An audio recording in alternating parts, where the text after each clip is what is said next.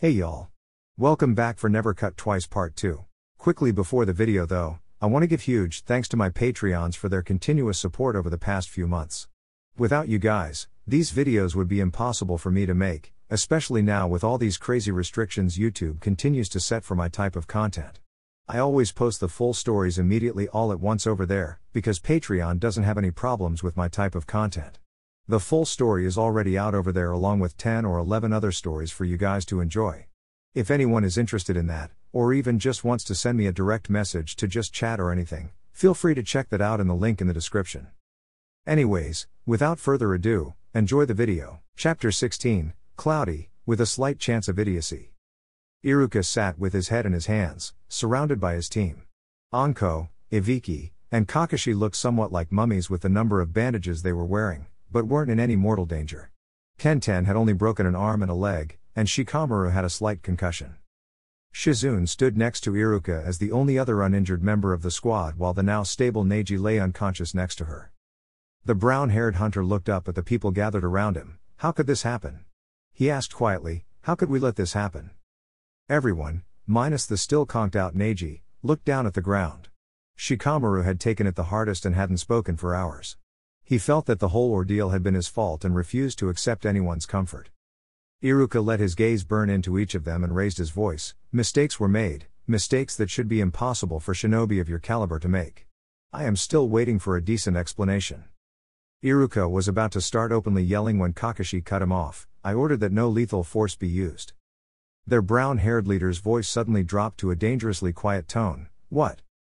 Kakashi continued on. Once you left with Shizune and Neji, I gave Anko and Ibiki an order to refrain from using lethal force, and if they made contact before I did, to make sure that I knew before anything else. Iruka's voice was still calm, but his eyes betrayed his anger. And why exactly did you do that? Because I didn't want anyone to kill Naruto before I got to see him. Even if I would have agreed, that sort of plan needs to be cleared with the mission leader. What were you going to do if someone had been killed? I figured that as Naruto has shown a reluctance to kill people who were his friends as he grew up, and as Anko and Ibiki can take care of themselves, there wouldn't be a problem. Kakashi answered, still aggravatingly composed, turns out I was right. Iruka started to steam, but still. We planned for days, and then you decide to make a last-minute change that might be the reason Mark escaped. Kakashi gave Iruka a significant look. That was the point. Iruka took a step back. You do realize what you're implying. Kakashi turned to Shizune and smiled. Would you mind taking Neji, Shikamaru, and Tenten to the river? I think their bandages need to be changed and their wounds cleaned. Everyone noticing the extremely obvious attempt to get rid of the younger team members, they quietly left, Tenten helping carry Neji. Once they were gone, Kakashi and Iruka resumed their face-off. What you're suggesting is treason, Iruka said as he simmered. Kakashi waved his finger back and forth. No, Iruka, it is you who has failed to see underneath the underneath. Kakashi sat up. First question, Iruka, who is the most important person involved in this mission? Iruka was slightly taken aback. Obviously, the target, Naru. Wrong. Kakashi cut him off. He is but a single missing nin with no vendetta against us. He just wants to be left alone, and in this he is predictable, so who then? Iruka's eyes widened. Kakashi smiled under his bandages. Very good, I see you understand. Gaara's power and influence is a very real threat to Konoha, and so his sister therefore becomes very important. Iruka was annoyed with the copy ninja's condescending tone but let it slide. I had suspicions from the moment I started my surveillance in preparation of our mission, Kakashi continued, and they were later confirmed. I only watched their interaction for a minute or two, but even then it was obvious that not only did Naruto care for and feel responsible for the girl, she cared about him. This, he continued, became even more obvious when she made an escape attempt. She wanted to go back and make sure he was okay. To be completely sure, I even asked her why she was going back to Naruto, and in this case, Kakashi held out his bandaged arms. Actions spoke louder than words. She stays with him voluntarily. Iruka was starting to understand, but didn't like where the facts were leading him. Kakashi continued to speak in his lecturing voice. That kind of devotion is Nukenins is rare, so even if we had killed Naruto and taken Temari back to the sand, her and Gaara's influence could ruin relations between our villages. That would be bad enough, so I'm not going to mention what might happen if one of us had to tell Sabaku no Gaara his sister was killed defending Naruto from us. The commander was now feeling somewhat ashamed of his short-sightedness, but was still plenty annoyed as Kakashi went on. And then of course, he said, there's the fact that we got our butts so thoroughly kicked that Naruto would have escaped either way. Iruka cut in, but I'm sure we could beat him if we used our resources better, even if Kyuubi is helping him. Kakashi nodded, maybe and maybe not. Naruto's speed and coordination have improved exponentially. I have no doubt that he would take at least a few of us down before he died. Either way, it's beside the point. We have no reason to go after him again, and honestly, none of us want to anyway. Iruka deflated, so what are we going to tell the Hokage then? Ibiki cut in, we'll tell her the truth. Naruto has escaped but is not a threat to our village so long as we do not provoke him. Tsunade will like this better, so she won't argue. Iruka nodded, are we sure of that? He really isn't out for vengeance? Yes, Kakashi said, he threatened to attack Konoha, but only if we went after him first.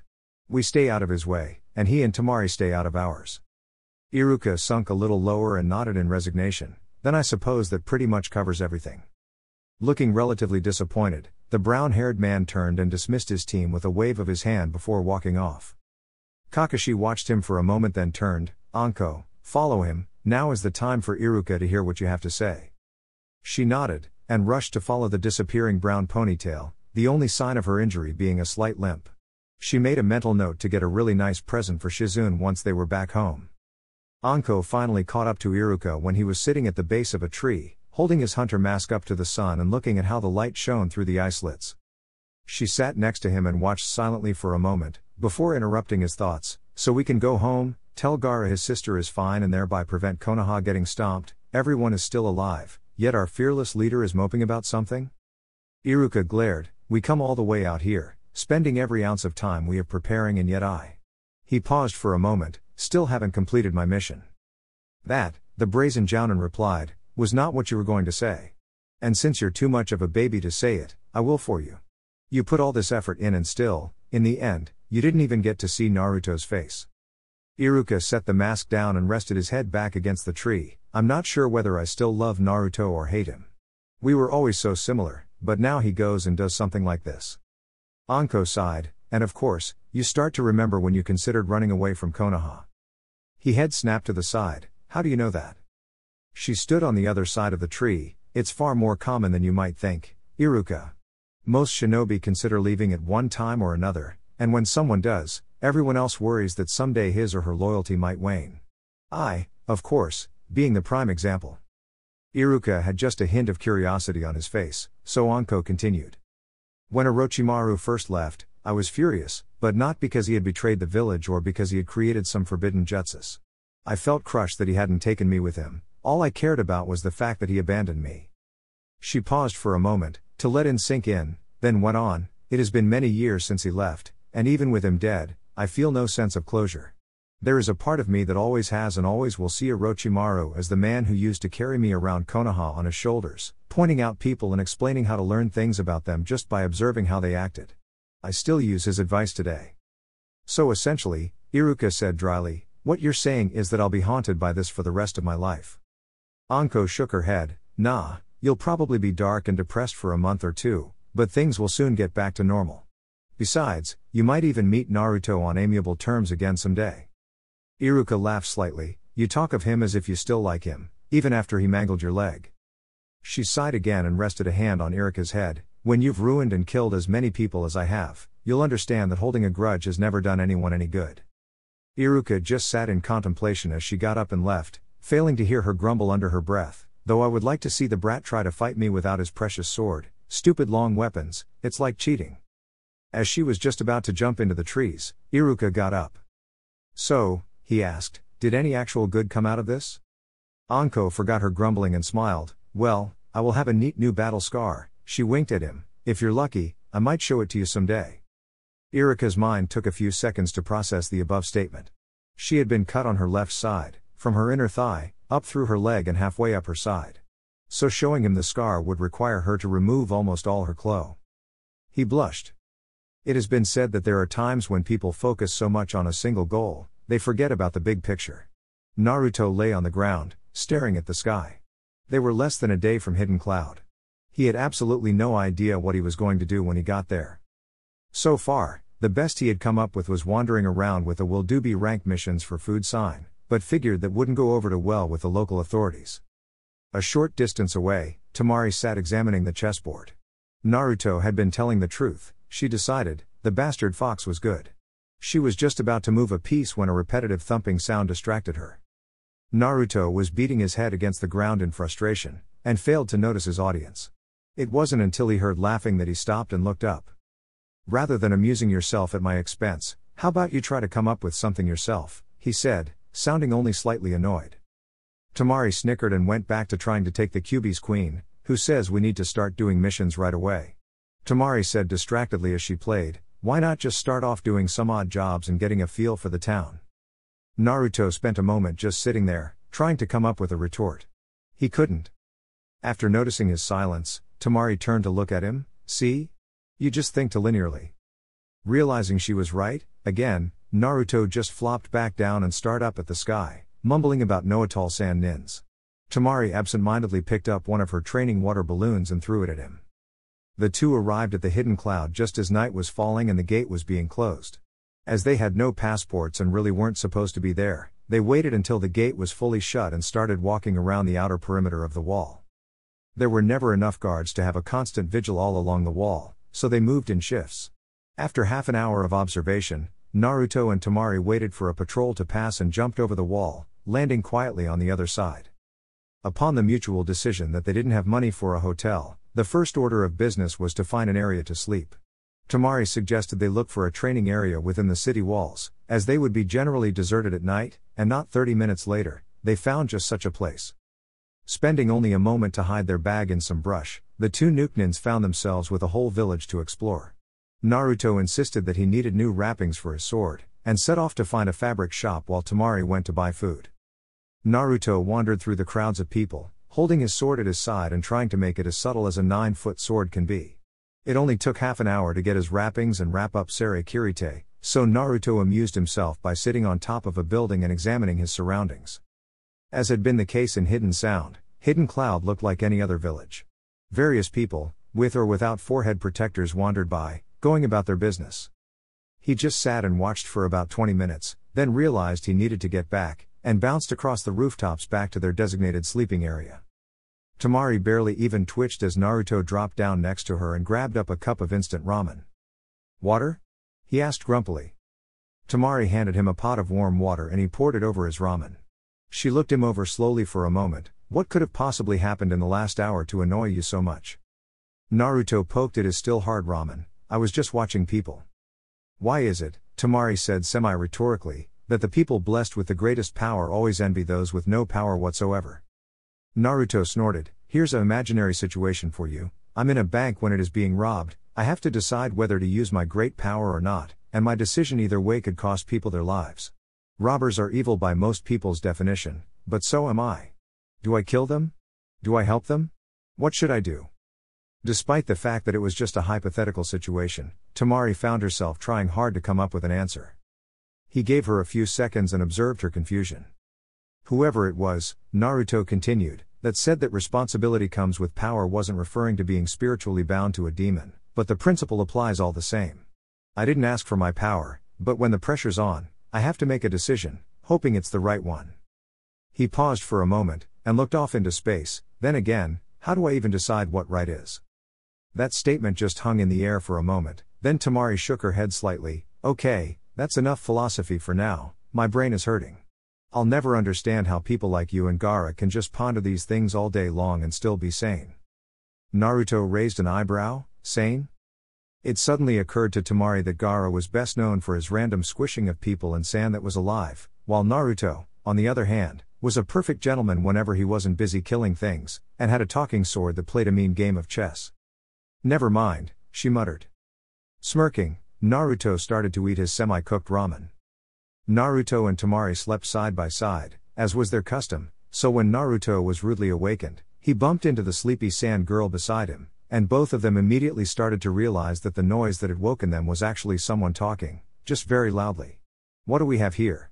A young couple, no doubt fleeing from oppression to elope together and live out their dreams. Ah! How I am inspired."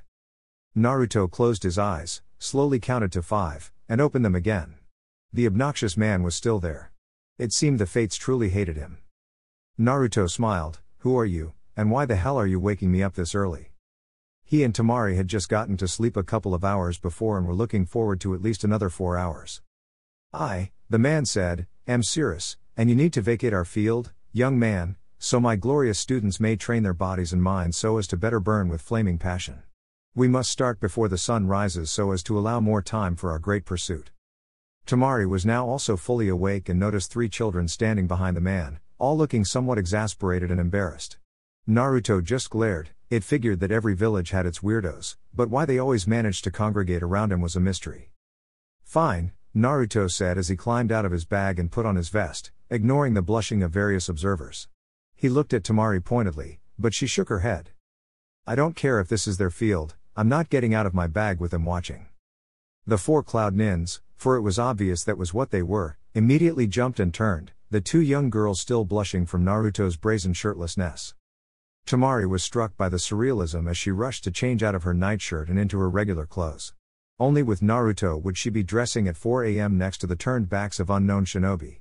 She was just glad she had removed her forehead protector before turning in. Once Temari was dressed, Naruto quickly packed their sleeping bags and everyone just stood awkwardly for a moment.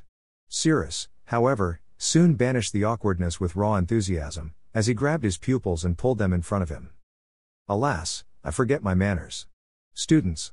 How could we displace these people from their resting place without first introducing ourselves? All 3 sighed collectively, but the first girl stepped forward and suddenly exploded with enthusiasm. Nimbus, the silent rain. The second girl jumped up to join her. Cumulus, the lightning fist. The boy did a flip and landed between them. Stratus, shinobi of 1,000 faces. Naruto and Temari just held their gear and stared blankly, but it wasn't over yet. The annoying Jounin suddenly appeared behind his students and thrust his finger into the sky. Cirrus, the human hurricane, and together we are. They all called in unison, Cloud Team 5, the storm of righteous fury. Naruto had seen many things in his life, but he was currently standing with his mouth agape, reconsidering whether he wanted to stay in Hidden Cloud. Once their intro was over, the 3 students sighed again and hung their heads as their teacher clapped happily. Well done, you 3.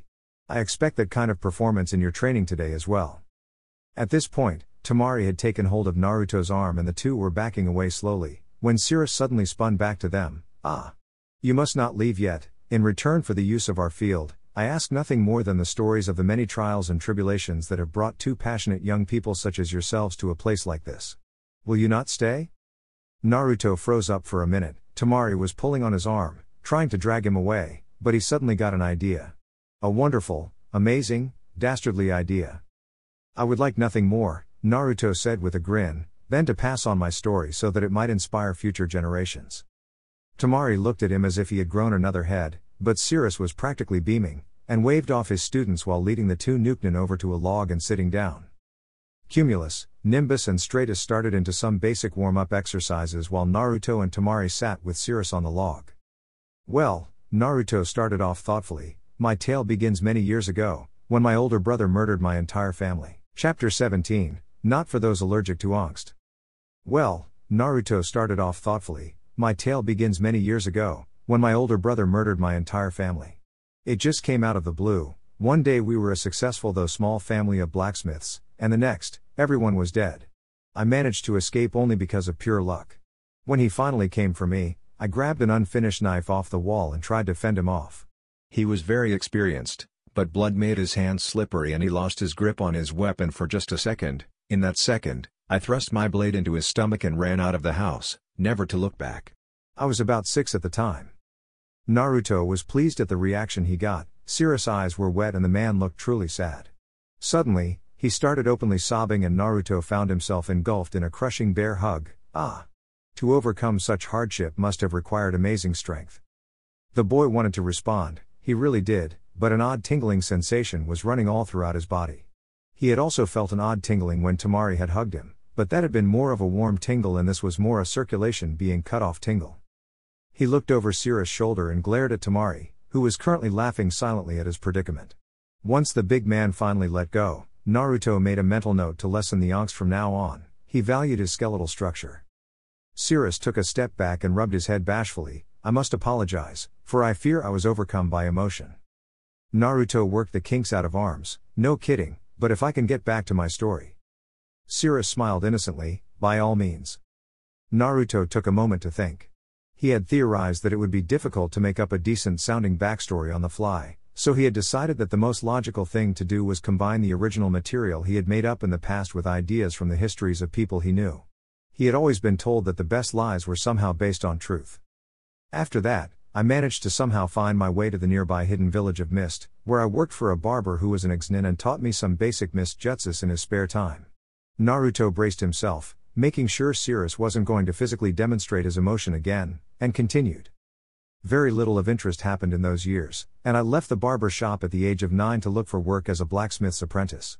I found a shop that would allow me to work in exchange for room and board, and spent the next year and a half working there. I would have been happy working there till I was 18, but fate intervened. It turned out that the blacksmith I was working for was loyal to a nin named Momochi Zabuza. Ever heard of him? Cirrus nodded. Yes indeed, the devil of the hidden mist, failed a coup d'état and fled the village with his followers, who I'm guessing included my master and I. That's right. Naruto finished. I somehow got dragged along and found myself being trained in various ninja arts, awaiting the day that the Hunter-nins would catch up to our group. I quickly decided I wanted nothing to do with a group of missing nins. Naruto almost grinned at the irony, and I ran away one night, slipping away in the dark. Cirrus thrust his arm out and pumped it in the air. Such bravery. I find myself in awe of your burning passion for life. I tremble at the mere thought. A young man, desperately trying to escape a horrible situation, fighting valiantly for his freedom. Okay then, Naruto said, not quite sure how to respond to that. Anyway, I found myself an 11-year-old with a wide range of skills but no connections to anyone, so I just started to wander from town to town doing odd jobs. Most of the time, people took pity on me and paid a high price for me to just do basic tasks. Cirrus nodded while stroking his chin. Ah yes, using one's youth and cuteness for monetary gain, very clever. Naruto glared. Would you please stop interrupting me with your comments? Cirrus stopped smiling. No, they're needed. Why? Because people who are lying tend to slip up when their story flow is disrupted. Temari started to get nervous as Naruto responded. What do you think I'm lying about? Cirrus looked at him oddly. Actually, I'm not sure. Most of what you said had the feel of truth to it. Naruto mentally patted himself on the back. Then what makes you think I'm lying at all? While waiting for an answer, the boy ran through everything he had said, looking for a flaw, and realized at the same moment as Cirrus spoke. You made the same mistake so many people in your situation make. It's a subconscious defense reaction that develops with all who are on the run. You're so willing to tell me what I want to know, but haven't told me your name yet. The tension hung in the air for a moment, as all three nins waited for something to happen. Naruto knew he had made a mistake and that his cover was at least semi-blown, but Cirrus looked to be waiting for him to make the first move. Fushichu Naruto is my name, but I'm afraid I've given up all my cool titles. Cirrus nodded slowly. For some, a title is something from which to draw strength, while for others it is a weight that drags you down a path you wish to avoid. He turned, and you would be? The sand girl was more abrupt. Temari. Silence reigned again for a moment, until Nimbus landed next to the group and immediately noticed the odd atmosphere. Is everything okay here? Cirrus suddenly regained his energy and smiled brightly. Indeed, I was just enthralled by Naruto-kun's story. He has led a most amazing life. Nimbus looked to Naruto in curiosity. Is it okay if I listen? The Cloud Jounin grinned brighter. That sounds like a most excellent idea, in fact. He turned to his other students. Stratus. Cumulus. Take a break and come listen, you might learn something. His other slightly beat-up students landed among their little group, breathing heavily. Cirrus gave Naruto a look. Continue on, Naruto-san, don't mind us. Naruto wasn't really sure what was going on, so he dove back into his story. During my travels, I found my way to hidden sand. 2 hours later, Cirrus and Naruto sat under a tree at the edge of the training area while Temari and the Cloud Genin did some light taijutsu sparring. Naruto looked conflicted, and opened his mouth to speak when Cirrus held up a hand. You know kid, you tell really good stories. Even I stopped bothering to try deciphering the truth from what you made up. In fact, I really don't want to know the truth. You've shown no hostile intentions, and until that happens, I'll treat you the same as any other guest of the Hidden Cloud. Naruto looked down. Thank you. Cirrus suddenly lost his air of seriousness. No need to thank me. I am a friend of all who burn with youthful exuberance. Gaara stood in on the hunter debriefing as the representative of Sand.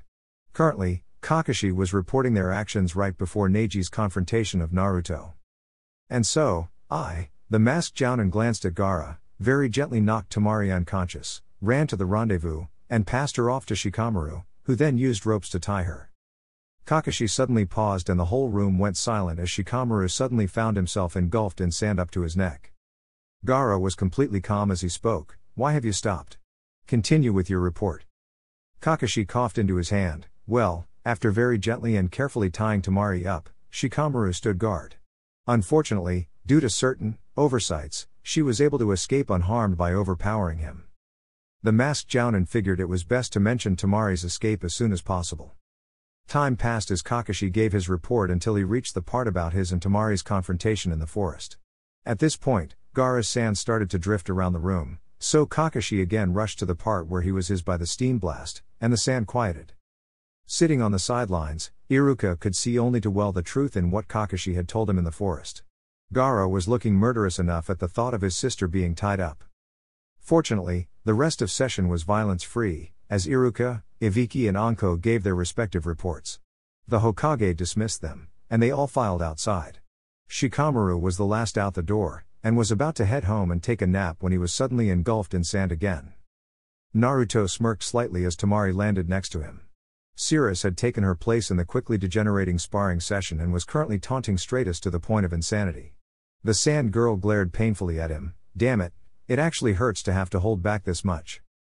Naruto shrugged. "A body trained to react instantly and with deadly precision is difficult to restrain. We train for hours every day to make ourselves as deadly as possible, so containing those combat instincts can be difficult." His voice suddenly became slightly strained. "But it's kind of funny to watch them, isn't it?" Temari looked up at the sky. "Yeah." Naruto shifted closer and the two of them leaned gently against each other. "How long ago was it?" he asked as Cirrus struck a pose while his students sighed. "Or were we ever so innocent?" Temari laughed, but her voice had a sad tone to it. "We were, but that time seems now like it was a foolish daydream." Naruto nodded in silent acknowledgement. The two of them watched as Nimbus and Cumulus snuck behind Stratus and jumped him, grappling him to ground and tying him up with twine. The two girls mercilessly tickled the restrained boy, only to scream when Cirrus tackled them from behind, forming an odd dog pile of laughing forms. "Why," she asked suddenly, "do you put so much trust in Cirrus? We don't even know anything about him." Naruto thought carefully. That man knows what it truly is to be a shinobi, and yet he continues to be one. He understands how difficult life can be. Stratus managed to escape his bonds and crawled out from the pile to dive on top of it. "How do you know all this?" Temari asked. "Something changes in a person when they've been subjected to too much pain and loneliness, and it's obvious for those of us who know what we're looking for." At that moment, his voice sounded so sad that it struck Temari on some deep level. Unable to think of anything else to say, she reached an arm over Naruto's shoulder, pulled him just a little closer, and felt him hesitantly reach around her waist a moment later. The two of them just sat and watched the Cloud Nins at play, as they held each other in a semi-hug. Shikamaru was in darkness for some time, but was patient. Eventually, the sand on his head retracted and he found himself in a small room facing Gaara, Kankuro, and Baki. The shadow user had known something like this would happen to at least one member of the team, but he had been hoping it wouldn't be him. It was common practice in situations like this for any secondary group with an interest in the mission, in this case, the Sand, to conduct their own unofficial debriefing. Shikamaru looked at the three people before him. Gaara growled, "You will tell me everything that happened in your own words. I want to know every detail of what you observed about my sister." Shikamaru just sighed. It was going to be a long night. 1 month later. As evening fell, Temari stood the training field, surrounded by various clones. Cumulus and Stratus used the regular variety, whereas Nimbus favored water clones. She knew that somewhere in the crowd of clones were the real people, but finding them would be a chore. What she was currently doing was what Cirrus called teamwork exercises. What that meant was that Stratus, Cumulus and Nimbus had to, using any means possible, try to overcome either Naruto or Temari, who were both restricted to taijutsu. So far, the Cloud Genin had lost a consecutive 59 times. Currently, for their 60th try, Temari was noticing a distinct use of Naruto-esque tactics. Unfortunately, the make a million clones and attack blindly strategy wasn't working any better for them than it had for Naruto. The spar had been going on for 6 minutes now and Temari had destroyed almost 2/3 of clones and didn't even have a scratch on her. Though still hidden, the 3 attackers knew this fight would be over shortly and collectively grumbled. Every time a match ended, the defender would change, and that meant Naruto was up next. Now and then, the genin would hit upon a good plan and had almost gotten Temari once or twice, but for all their attempts, they hadn't even landed a hit on the fox boy. Naruto and Temari only ever spent half the day with Sirius and his team. The rest of the time they spent either entertaining themselves or practicing with their respective weapons and testing out higher-level jutsus in the wilderness right outside Hidden Cloud. They were living pretty boring lives and hadn't taken on any real missions yet, but they were both content. After their first day, the two had quickly become unofficial additions to the storm of righteous fury. Nowhere were they registered, but their help allowed Team 5 to complete more tasks in a day, more dogs walked and more weeds pulled than any other genin team, and in return, the two Nukenins got some money and were allowed to sleep in the training field. Naruto stood off to one side, waiting for his turn to train. He watched amusedly as another 6 clones were taken out by a spinning kick on Temari's part. He hadn't told her yet, but he knew it would soon be time to leave. He had seen the signs, some of the other Cloud Jounin were getting suspicious. He didn't feel particularly sad about leaving. The genin viewed him more as a superior than a companion, despite their similar ages, and he hadn't really had much contact with anyone outside the team. In fact, Sirius was the only one Naruto really thought he would miss. Naruto and Sirius had formed a somewhat odd relationship over the course of their various interactions and they shared a rare understanding. Most of their communication was done without words, as both were much more withdrawn when not in a group of people. Temari had one night seen them laying in the field staring at the stars, and had come back 4 hours later to see that neither had moved. They weren't speaking, and yet, Temari had felt that had she said anything, she would have been interrupting. Naruto could truly say that he saw the slightly odd man as a friend, though their friendship had developed in a rather bizarre way. Flashback. It was the 7th day after Sirius first found them lying in his training field, and after a particularly long day of training, the Jounin had offered to take the two of them out to dinner, as they really didn't have any money left. Naruto instantly suggested ramen, which was received with annoyance and bemusement by Temari and Sirius respectively, but Naruto eventually convinced the sand girl, so they found themselves at an all-you-can-eat ramen stand. Temari quickly finished her 1 bowl of ramen, and declared she was going back to polish her fan, leaving Naruto and Sirius happily inhaling their noodles.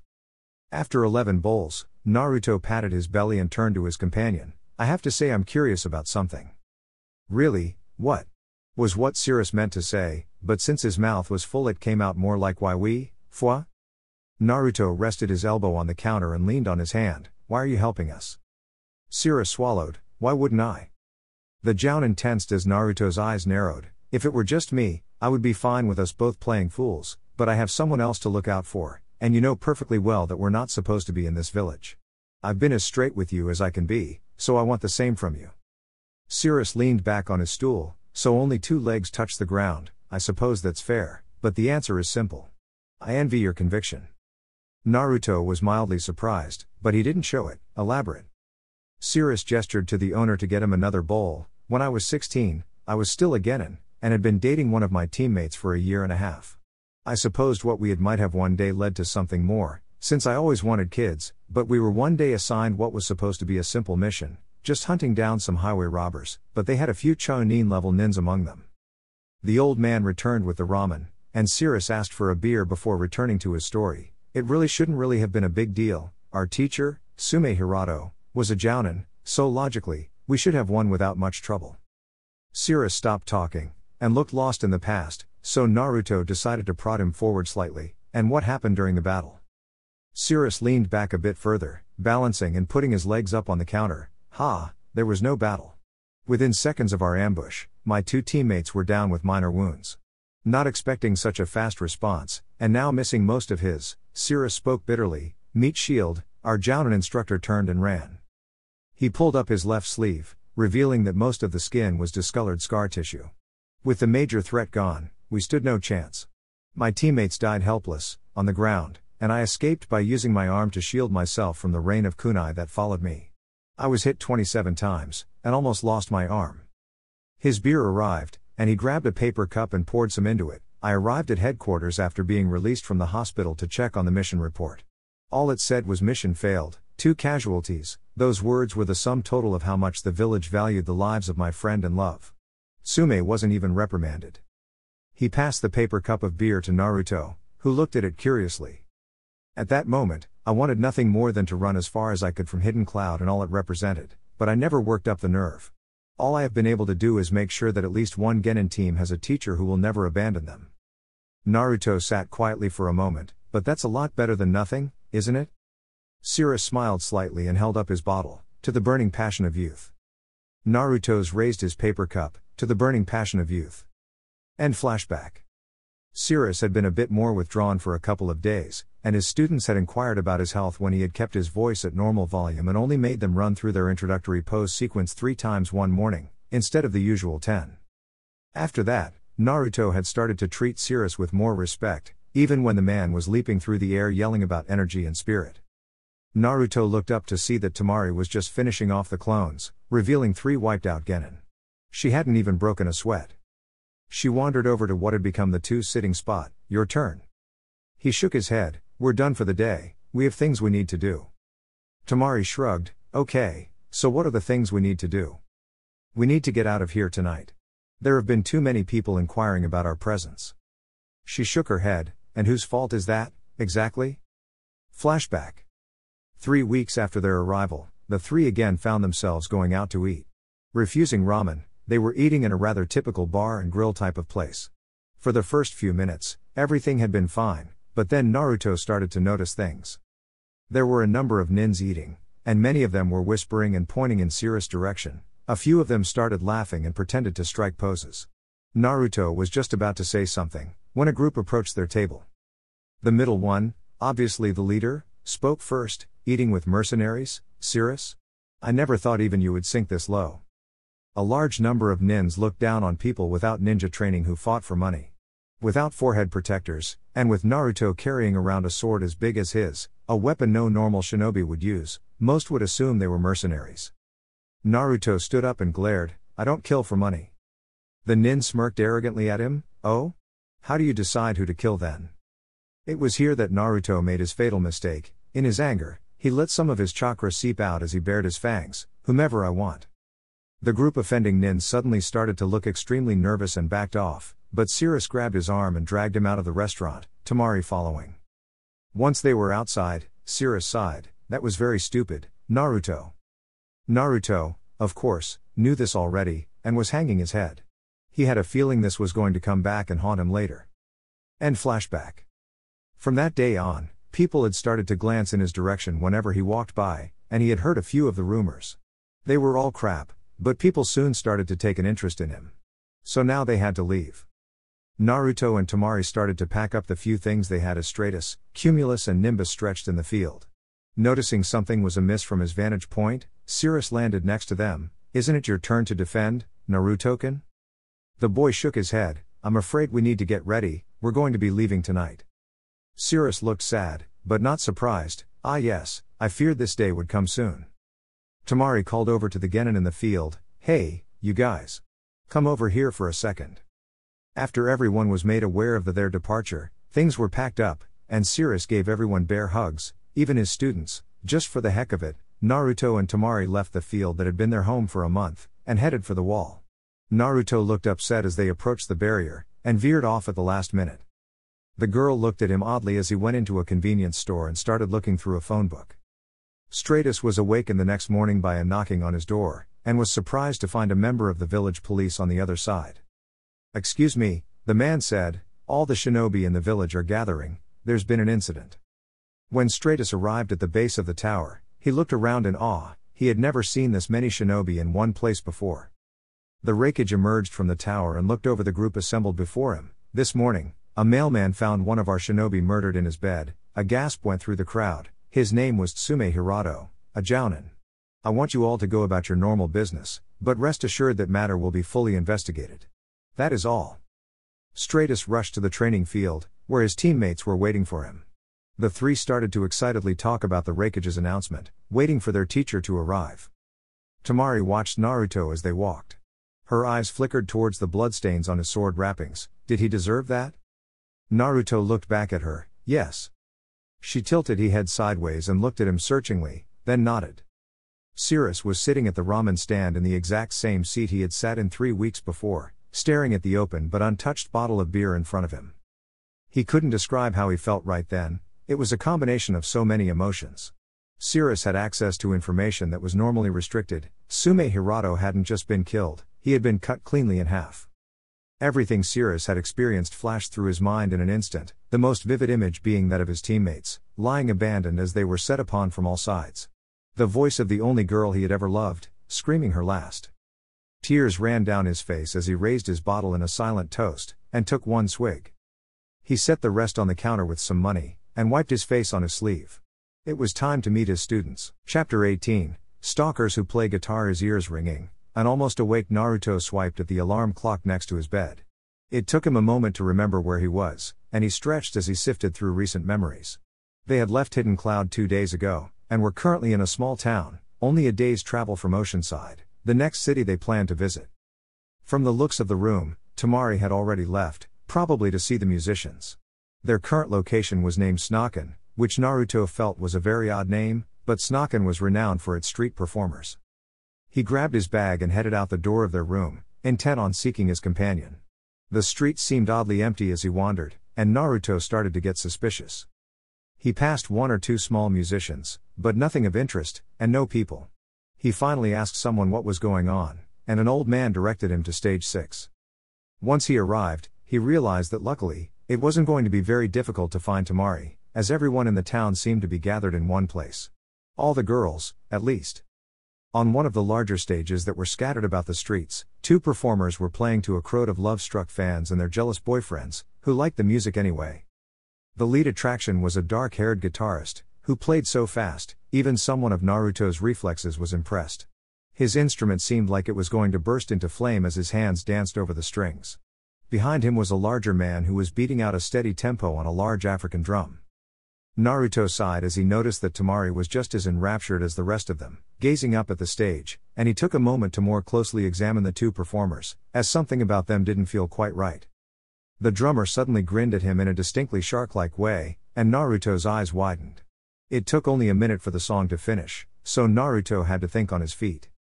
He pushed his way to the front of the crowd, turned his back to the stage, crossed his arms, and activated a few fear stimuli. "I'm sorry folks, but due to unforeseen circumstances, the show is over for now."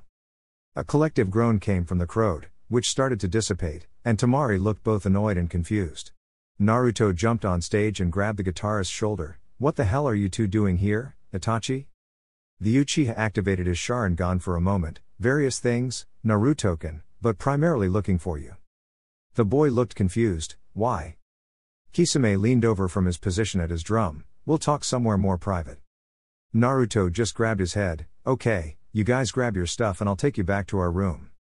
Both Kisame and Itachi raised simultaneous eyebrows and spoke in tandem. "You did say our room, didn't you?" He glanced at Temari, who was still on the ground in front of the stage and looking even more confused. The Akatsuki followed his gaze, and Kisame grinned. "Already got a girl?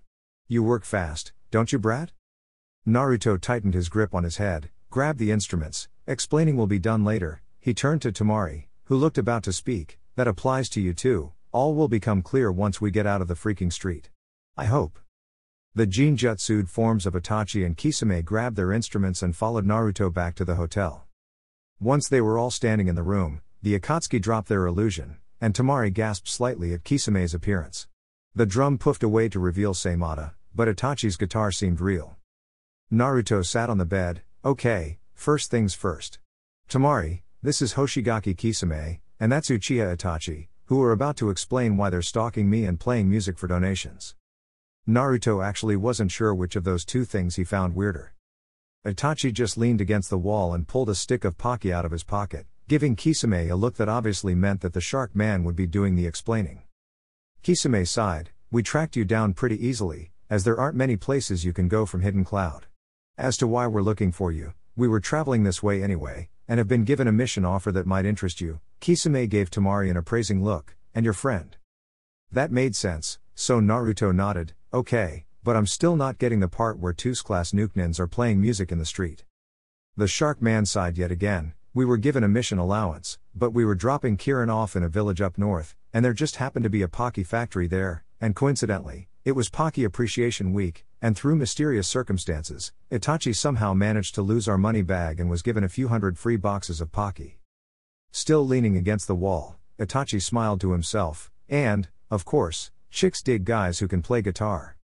Naruto had hung his head about halfway through Kisame's explanation, so the two most deadly men on the planet are broke because Itachi has no self-control?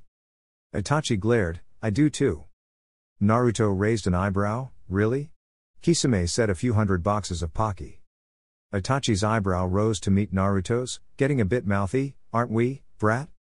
Unnoticed, Temari had been backing towards the door throughout their banter, and as Naruto and Itachi exchanged smirks, she turned and quickly went out. The other members of the room only noticed when they heard the door slam. Everyone else stood frozen for a moment, then Naruto went to follow her. As the door slammed a second time, Kisame went for the remote from its perch on a side table and flicked on the TV. Itachi grabbed another stick of chocolatey goodness and looked up at his partner. That could have gone better.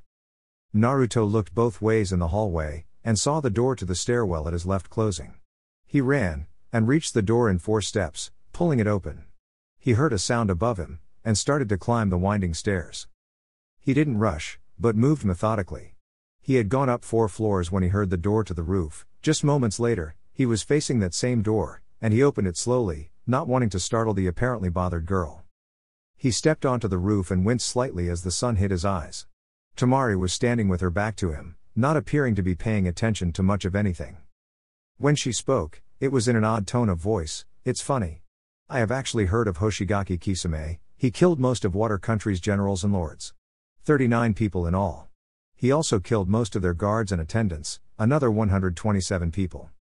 Naruto was feeling an odd churning in his stomach as Temari slowly turned to face him. He is a person of very rare variety. He scares me shitless. Temari's voice rose a notch, and do you know what? The other one seems even more frightening. I was shaking.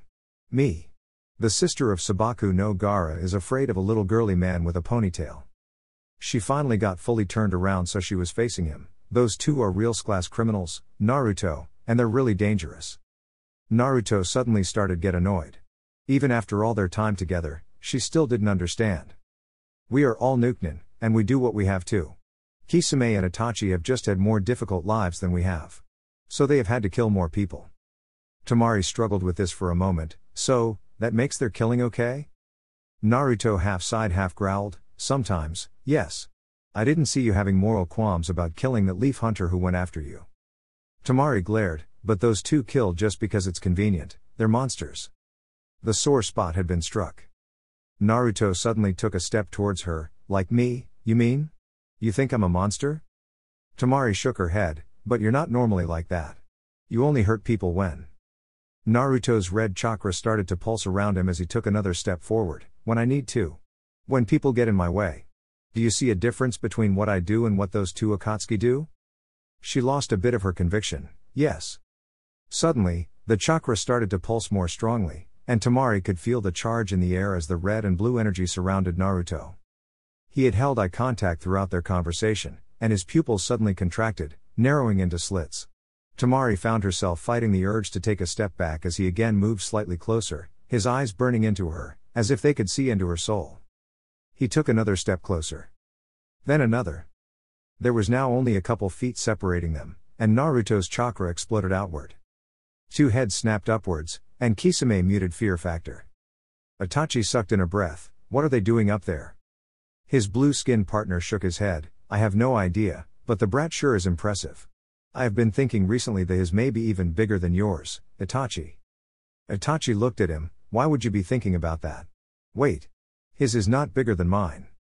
Kisame shrugged. I really don't know Itachi. I know you pretty well, and have seen you at work, but this kid just blows me away. The Uchiha was starting to get annoyed. Kisame, I'll have you know that you have never seen me at work, and even assuming you had, it's how you use it that's important. Kisame thought for a moment. What about that girl in Hidden Rain? She did a number on you. Your control was pathetic. Itachi looked about to seizure. How do you know about that? Kisame looked at his partner oddly. I was there, remember? You, what? Kisame nodded. Since your memory appears to be shot, I took over after you fell unconscious. After just 3 rounds. Itachi was confused and horrified at the same time. He didn't remember anything like that. Kisame continued, and plus, Naruto has been getting a lot of practice recently. How do you mean? Well, he has been traveling with that sand girl for some time now, and I'd guess they have 1 or 2 hours a day to spare. Add that up and you get a whole load of time. Itachi was almost hysterical. Kisame, they're just kids still. How could they have an hour or 2 a day for that? Kisame was starting to get nervous about his partner's mental health. We both used to train for 8 hours a day, and we weren't much older than them, Itachi. We knew Naruto's chakra reserves would grow larger than ours, and I know your chakra control is almost perfect, so there's no need to get so touchy about it. I was just joking, sheesh. Everything in Itachi's mind suddenly clicked into place. We were talking about chakra size? His partner stared at him. What did you think we were talking about, Itachi? Itachi was silent, and a look of understanding suddenly passed over Kisame's face. The shark man burst out laughing. Itachi clenched his fists. Damn it. It's not funny, Kisame. Fine then, laugh away, I'm going to go see what's going on. Kisame followed, still snickering. Well, I now know why you got your ass kicked in that fight with that rain jounin last year. TSK, Itachi, picking up chicks before missions is not a good thing. Itachi swore at him from the hallway.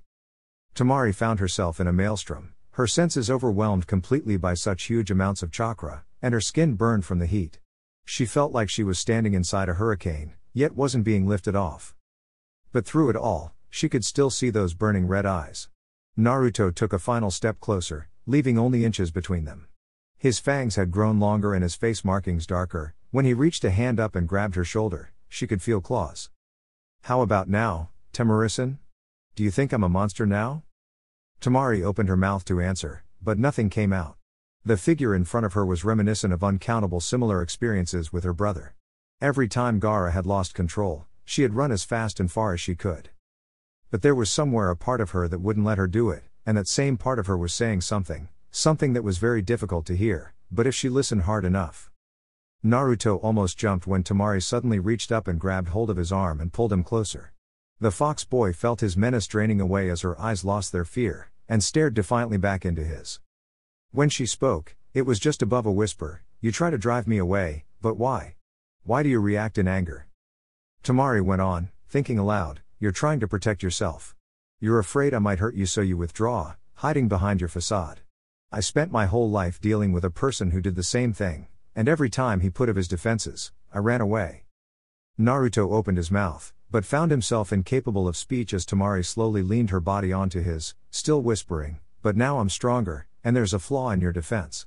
If someone has enough courage, they can exploit it. The fox boy's mouth was dry, but he forced words out, and what is that? Your defenses won't force me away if I can get close enough to you. She took a deep breath, then pulled his body fully up against hers and kissed him. Naruto was frozen for a moment, but slowly felt that familiar and pleasant tingling run through his body. He relaxed and reached one arm round the small of her back. Over at the still open door to the roof, 2 figures stood watching. Kisame looked down at Itachi. Correct me if I'm wrong, but are those 2 making out in the eye of a chakra storm? Itachi said in acknowledgement. How long do you figure it'll be before Naruto drops from chakra depletion?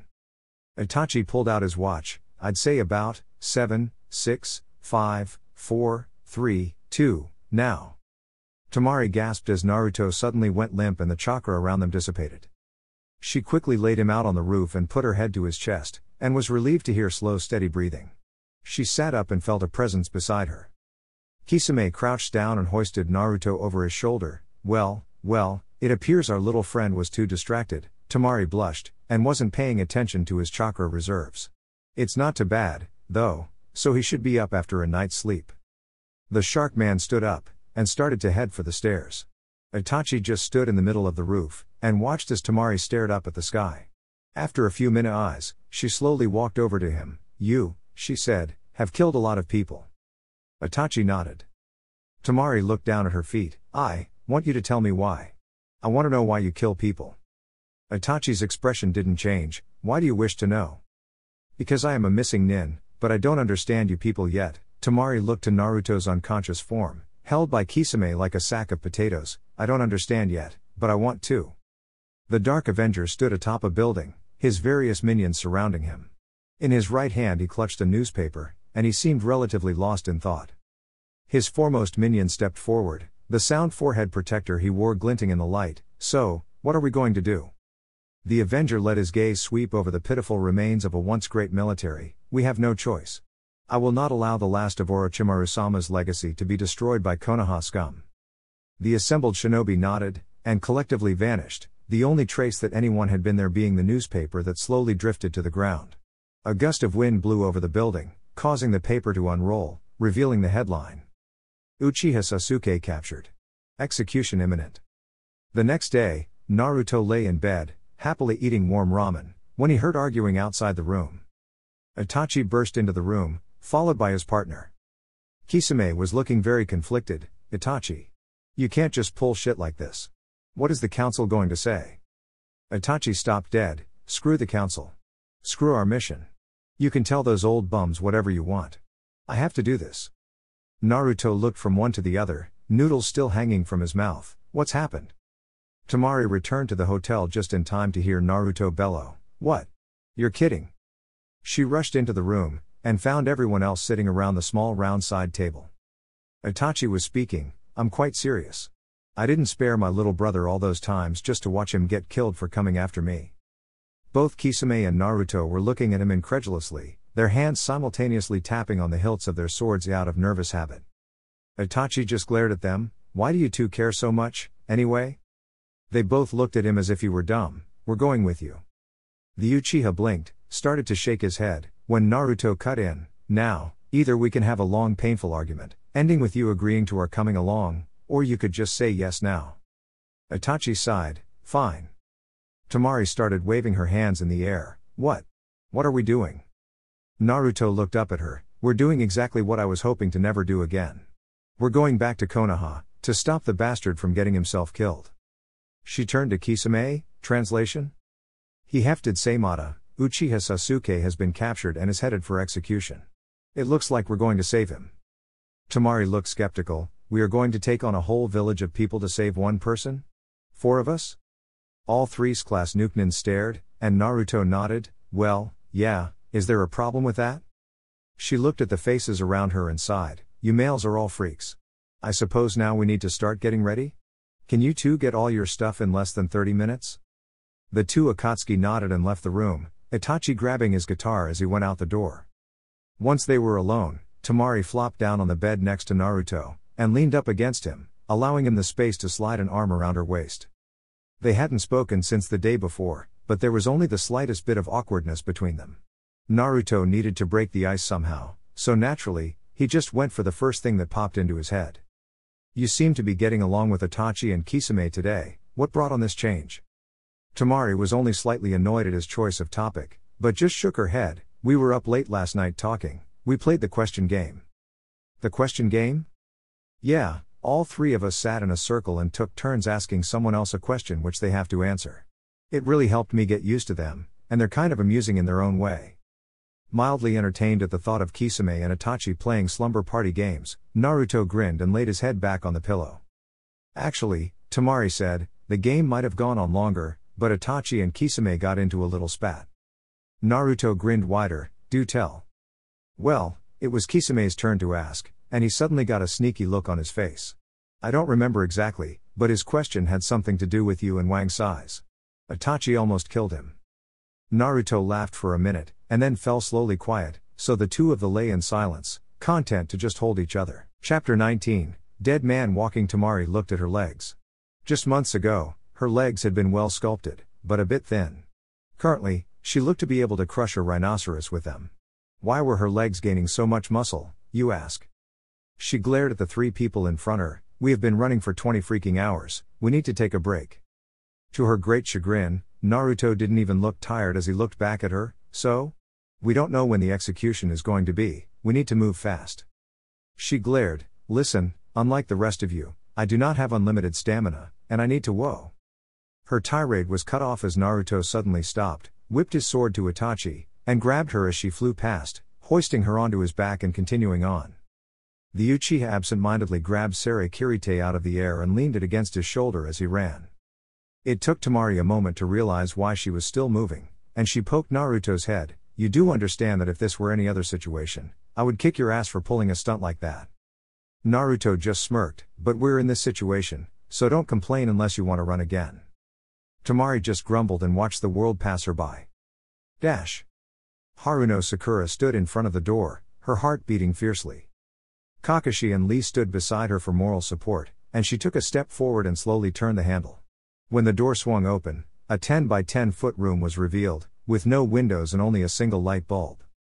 Within the room a single figure was strapped to the far wall, his mouth covered with a metal mask that prevented movement or speech, his limbs separately held to the wall by leather belts, and his fingers tied together with thread so as not to allow the use of hand seals.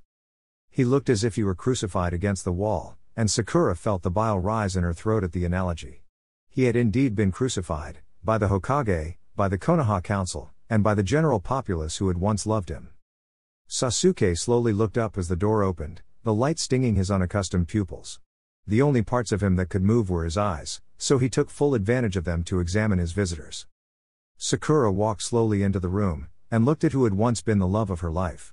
She knew everything he had done, yet she still could not hold back her tears at seeing him like this. They traveled silently down her face as she walked right up to him, and slowly reached up a hand to touch his face. "Look at you, Sasuke-kun, is this what you wanted?" She dropped her hand and looked at the ground. "The press love you, only 2 survivors of a clan, and they're both S-class missing nins. Talk of cursed blood is all over the tabloids, and people eat it up. I try to believe that somehow, all of this is just a big mistake, you, Naruto, but then I go meet with my new team and realize it's real, it's all horribly real." Sasuke suddenly gained new light in his eyes, and tried to say something through his gag. Fatap nu Aruo. Sakura looked back to Kakashi, who nodded carefully, and she reached to remove Sasuke's mask. Once the gag and hunk of metal over his face was removed, the Uchiha stretched his neck and repeated, "What happened to Naruto?" Sakura laughed bitterly, "You don't know? He left almost right after you did. A hunter team was sent after him, but no one will tell me what happened to him. I don't even know if Naruto is dead or alive." Sasuke just gaped. He would have figured that Naruto leaving Konoha would be about as likely as Iruka dating Anko, or Rock Lee shaving his eyebrows, or Itachi coming to save him from execution. Sasuke shook his head to clear this train of thought, and wondered where those odd similes had come from, but suddenly noticed Lee outside the door to the room. Where there had once been 2 large dark proud eyebrows on the green beast's face, there was just smooth skin. Sasuke shivered. Uchiha Itachi was running for his life. Not literally, of course, since very few things, nothing, in fact, had ever made him truly run for his life. To be accurate, he was running in hopes of avoiding fan thwappage. That is, being thwapped with a fan. A rather large fan. After 3 days of straight running, it had been announced by way of newspaper that Sasuke's execution would take place in 2.5 weeks, plenty of time to get to Konoha. Needless to say, a certain girl with very blistered feet was out for blood. Unfortunately for Temari, Itachi was not just strong, he was very fast. She growled as she smashed another tree trunk in half. It was rather obvious that she had a snowball's chance in hell of actually hitting him, but the destruction was therapeutic. Naruto and Kisame just watched semi-amusedly from the sidelines, adding the occasional "ooh, close one or you almost got him there." This went on for about 6 minutes, then Temari's blisters caught up with her and she collapsed onto her knees, glaring at Itachi just for good measure. -13 days later. Tsunade stood atop her tower, holding the execution plans in her hand. She had no doubts that someone would try to free the condemned Uchiha, she just wasn't sure who yet. She worried about this new killer, the one called the Dark Avenger, who reeked of hidden sound. All his targets were Leaf affiliated in some way, and the various methods of killing struck a chord in her that reminded her all too much of her snake-like ex-teammate. All of Sasuke's friends and associates were under 247 Onbu surveillance. This included Kakashi, who was the only one so far to notice his watchers, but no suspicious activity had been observed. She also worried about more powerful forces from outside the village trying to take advantage of the distraction, as the majority of Konoha would attend the execution.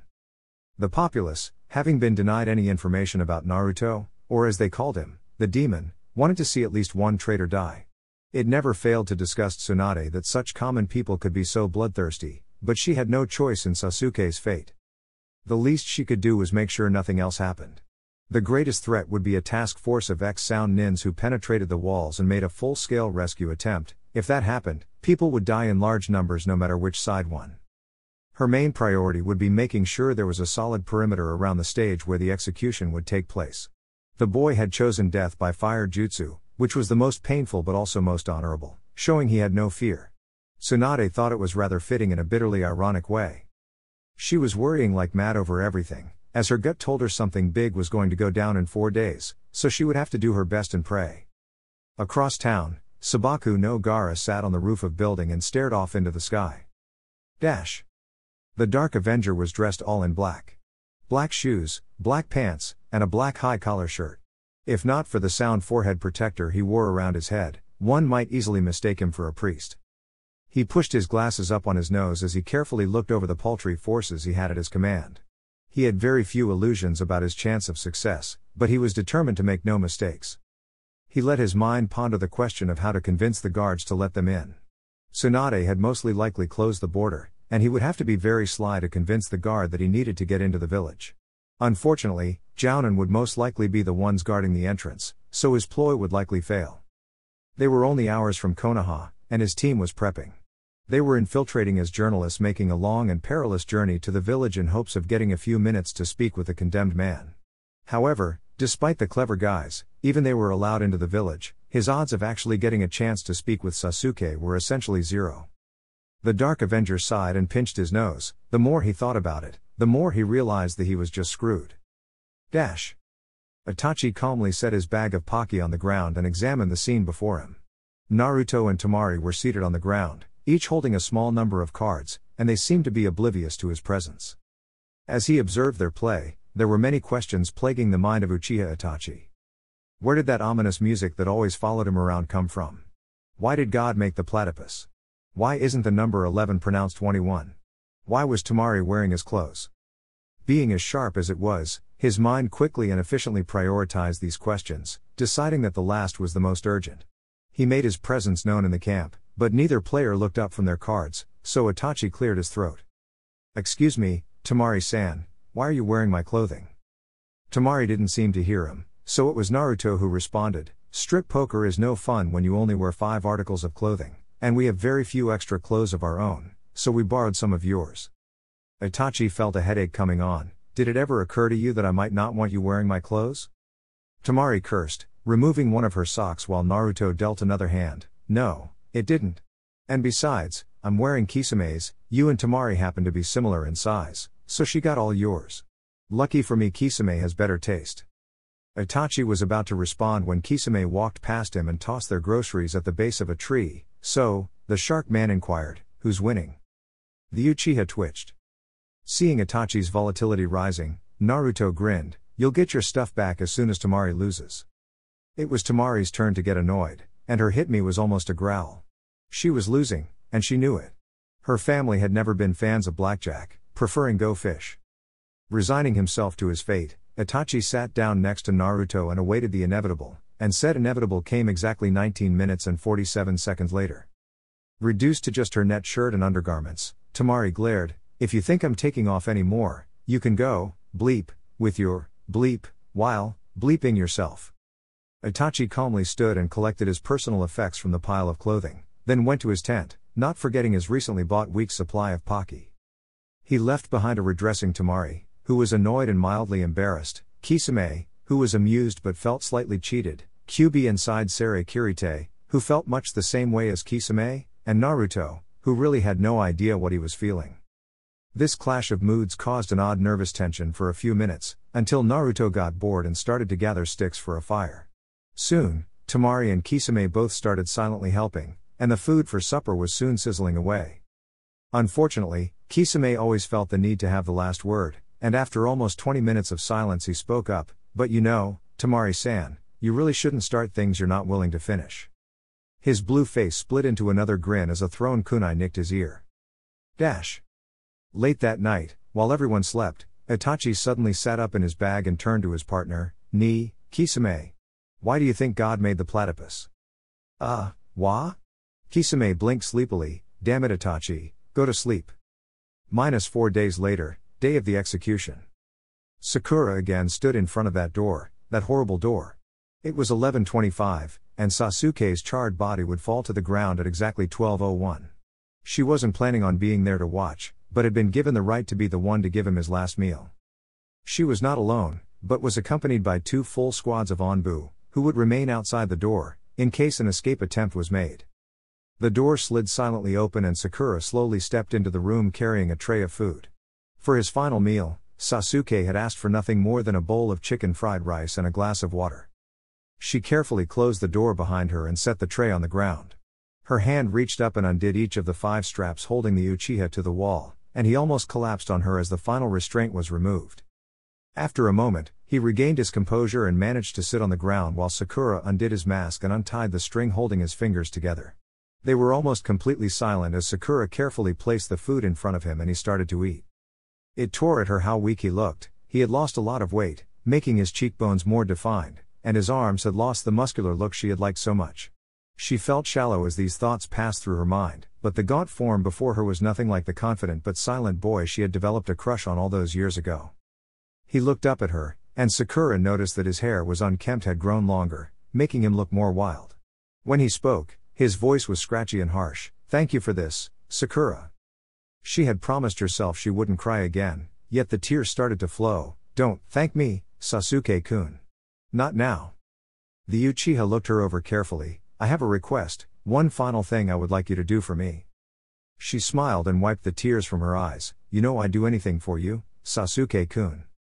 He looked up at the roof of his cell. "I want you to be there, at noon today. I want you to promise that, no matter what, you won't look away." Sakura didn't know what to say, but she couldn't refuse him, so she nodded mutely. "Good," he smiled, and then went back to silently eating.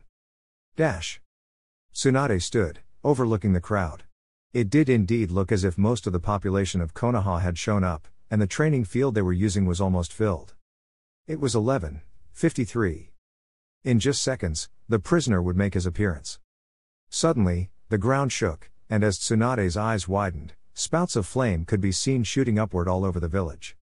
A jounin dropped down in front of her. "No need to be alarmed, Suan-sama. It appears that your guess was correct. A group of nins were discovered in the village less than 8 minutes ago, but have been already disposed of. It appears they plan to use the distraction of the explosives to surprise and overpower Sasuke's guards. The leader is still alive. What shall we do with him?" The Hokage wiped sweat from her forehead. "We can delay for a minute or two, bring him here." She then turned to calm the crowd. The Dark Avenger felt a defeat bitterer than any he had experienced before. After succeeding in so many ways, they had been caught at the last minute. His few remaining supporters were dead, and he was being dragged before the Hokage. The jounin holding him pulled him through the masses of people, and out into the open. He was shoved forward, and Tsunade regarded him critically. "So," she said, "you're the one who planned all this. The Dark Avenger shows himself at last. Did you choose the name Dark Avenger, or was it something the newspapers gave you?" "Well, Kabuto?" The silver-haired medic nin spat at the Hokage's feet. "I have nothing to say to you." Tsunade shrugged. "Okay then, I'll deal with you as soon as we're done with Sasuke." Kabuto gnashed his teeth at his own helplessness, but could do nothing as the jounin dragged him off to one side. Tsunade raised an arm and the masses parted. At the other end of the field was the prisoner, his hands and feet chained, accompanied by Shizune and 3 Onbu. Shizune stepped forward and, steadying herself, took a deep breath, and called out, "Dead man walking." The grim procession walked slowly forwards, the Uchiha paying no attention to the hordes of people on either side of him. He arrived at his destination, a cleared part of the field where Tsunade herself stood. He was walked over to a thick log and was chained to it, his Onbu guards making sure he was secure. Tsunade walked up to him. "Any last words?" A set of dark eyes rose to look at her. "Actually, I'd like a stick of Pocky." Tsunade blinked. Okay." She turned around. "Anyone have a box of Pocky?" A man in the crowd raised his arm. "I do." "Here." He threw it forward and Shizune rushed to catch it, before running back to pass it to Tsunade. The Hokage pulled out a stick and put it in the prisoner's mouth. "Good?" He nodded, so Tsunade gestured, and the people moved back. The guard Onbu got out of the way, and Shizune jogged back a bit. Tsunade had decided to perform the execution herself, and once everyone was clear of the blast area, she started her little speech. "You, Uchiha Sasuke, have been found, beyond a shadow of a doubt, to be guilty of high treason against Konoha. The punishment for this crime is death, and that punishment shall now be inflicted." Tsunade flashed through hand seals. Gukakyu no Jutsu. She inhaled and breathed out a huge stream of flame that consumed the wooden log as well as the figure chained to it. She continued the technique for a full half-minute. Unnoticed in the masses of people, Haruno Sakura was crying, her tears reflecting the light as she forced herself to watch. Kabuto fought futilely against those holding as he watched the last of Orochimaru's legacy go up in smoke. Hatake Kakashi was also watching closely, but for a different reason. Something about this whole thing felt odd. Tsunade completed the jutsu, and looked at her handiwork. The still burning body was on the ground, as the flames had melted the chains and incinerated the log. She motioned for the three Anbu and Shizune to join her as she approached the corpse. She had to personally confirm the Uchiha was indeed dead. Kakashi knew something was wrong. All his instincts screamed at him, something was setting him off, something he was feeling and should be remembering. He reached to pull up his forehead protector. Tsunade reached down to check the Uchiha's pulse, when three objects came hurling from the sky, almost hitting the guard Anbu, who neatly sidestepped. She turned to back look just in time to see the Anbu reach and grab the handles of the two swords and battle fan embedded in the ground. Kakashi's eyes widened in horror at what his Sharingan revealed, but he knew even as he started to yell a warning that he was too late. One of the Anbu vaulted over the handle of his sword to deliver a sharp kick to the side of Shizune's head, and Naruto, Temari and Kisame tore off their Anbu masks and turned outward, forming a circle around Tsunade and the body. Tsunade suddenly felt her wrist in an iron grip, and looked down in horror to see the corpse holding onto her, continuing to burn as it rose up and spoke, "That hurt." As the not-so-dead body's eyes met hers, Tsunade only managed one word.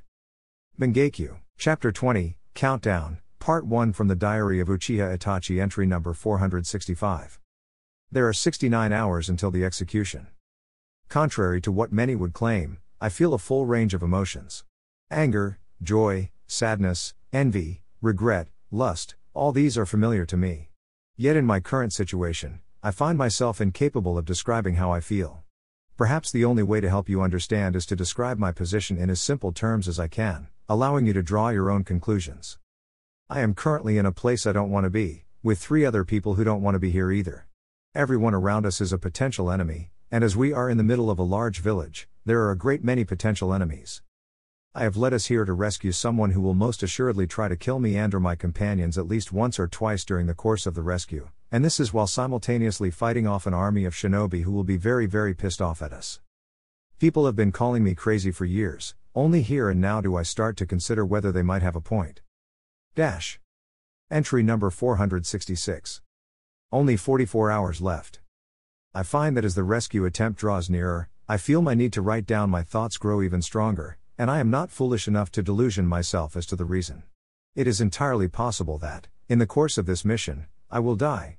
If that happens, I, oddly enough, feel the need leave at least some piece of myself behind, so without further ado, I give you my philosophy for life. The thing I find most perplexing about the human race is their obsession with why.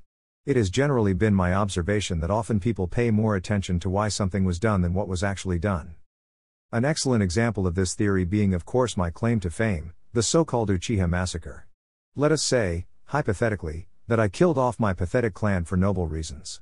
It's not true, but that's why it's hypothetical. Due to the advantage of our Sharingan, a member of the Uchiha clan used to kill an average of 12 people in a lifetime.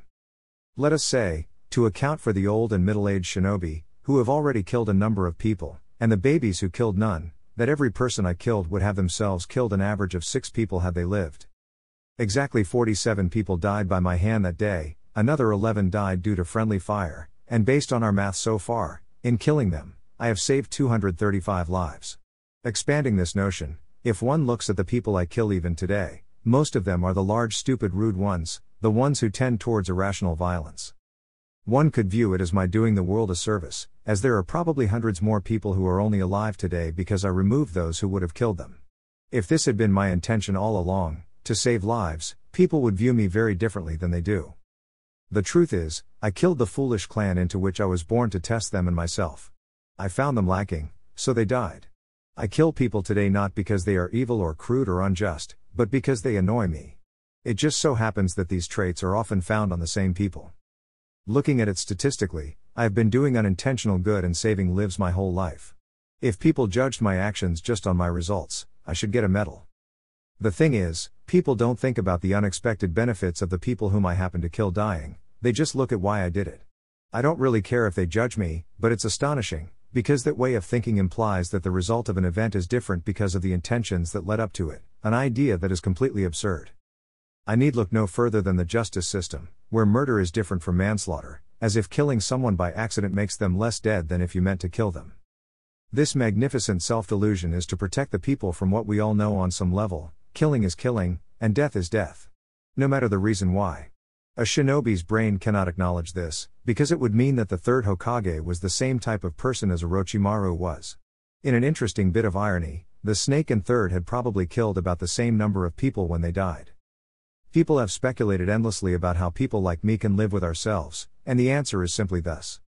Good and evil are subjective. Justified and unjustified are subjective. Wise and foolish are subjective. But strength is not. Rather than make up thin excuses for my actions, immersing myself in the justification of why this or that was done, I simply do what I want to.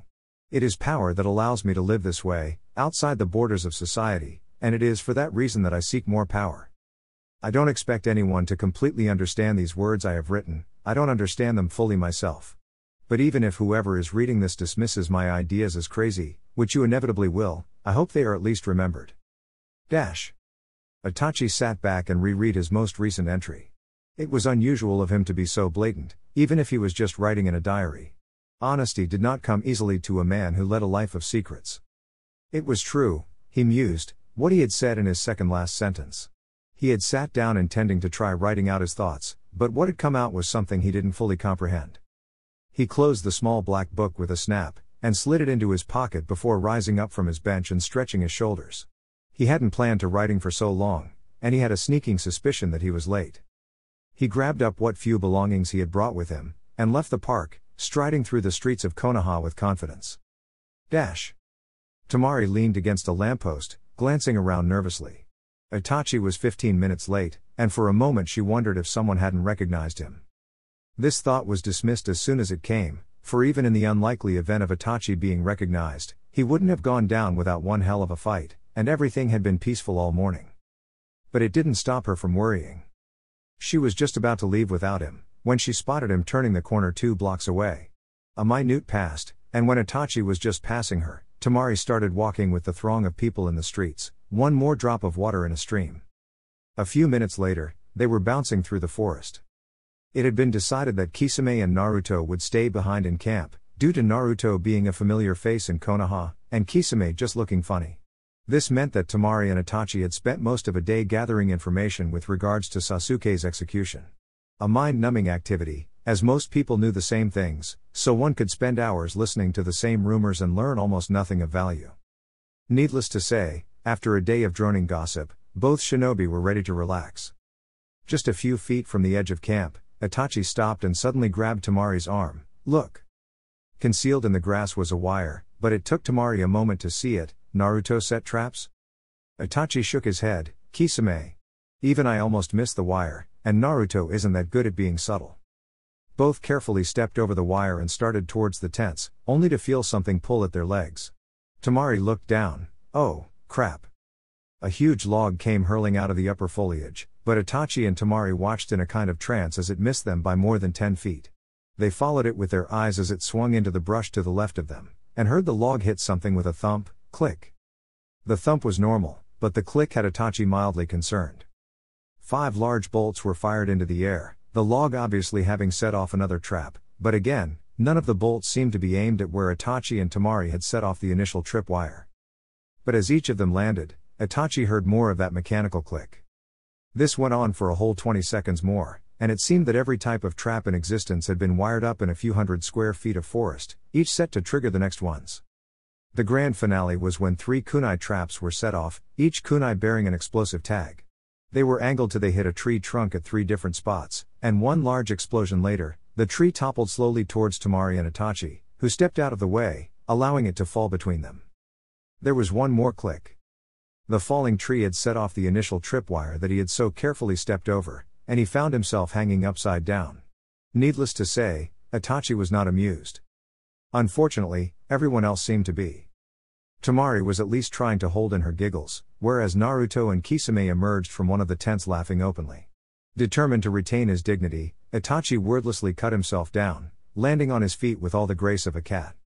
After slowly examining himself, unwrinkling every wrinkle, and straightening every hair, he languidly stretched his shoulders, took a few deep breaths, and turned on the glare. There were no fear stimulus used for the glare, nor was his Sharingan activated.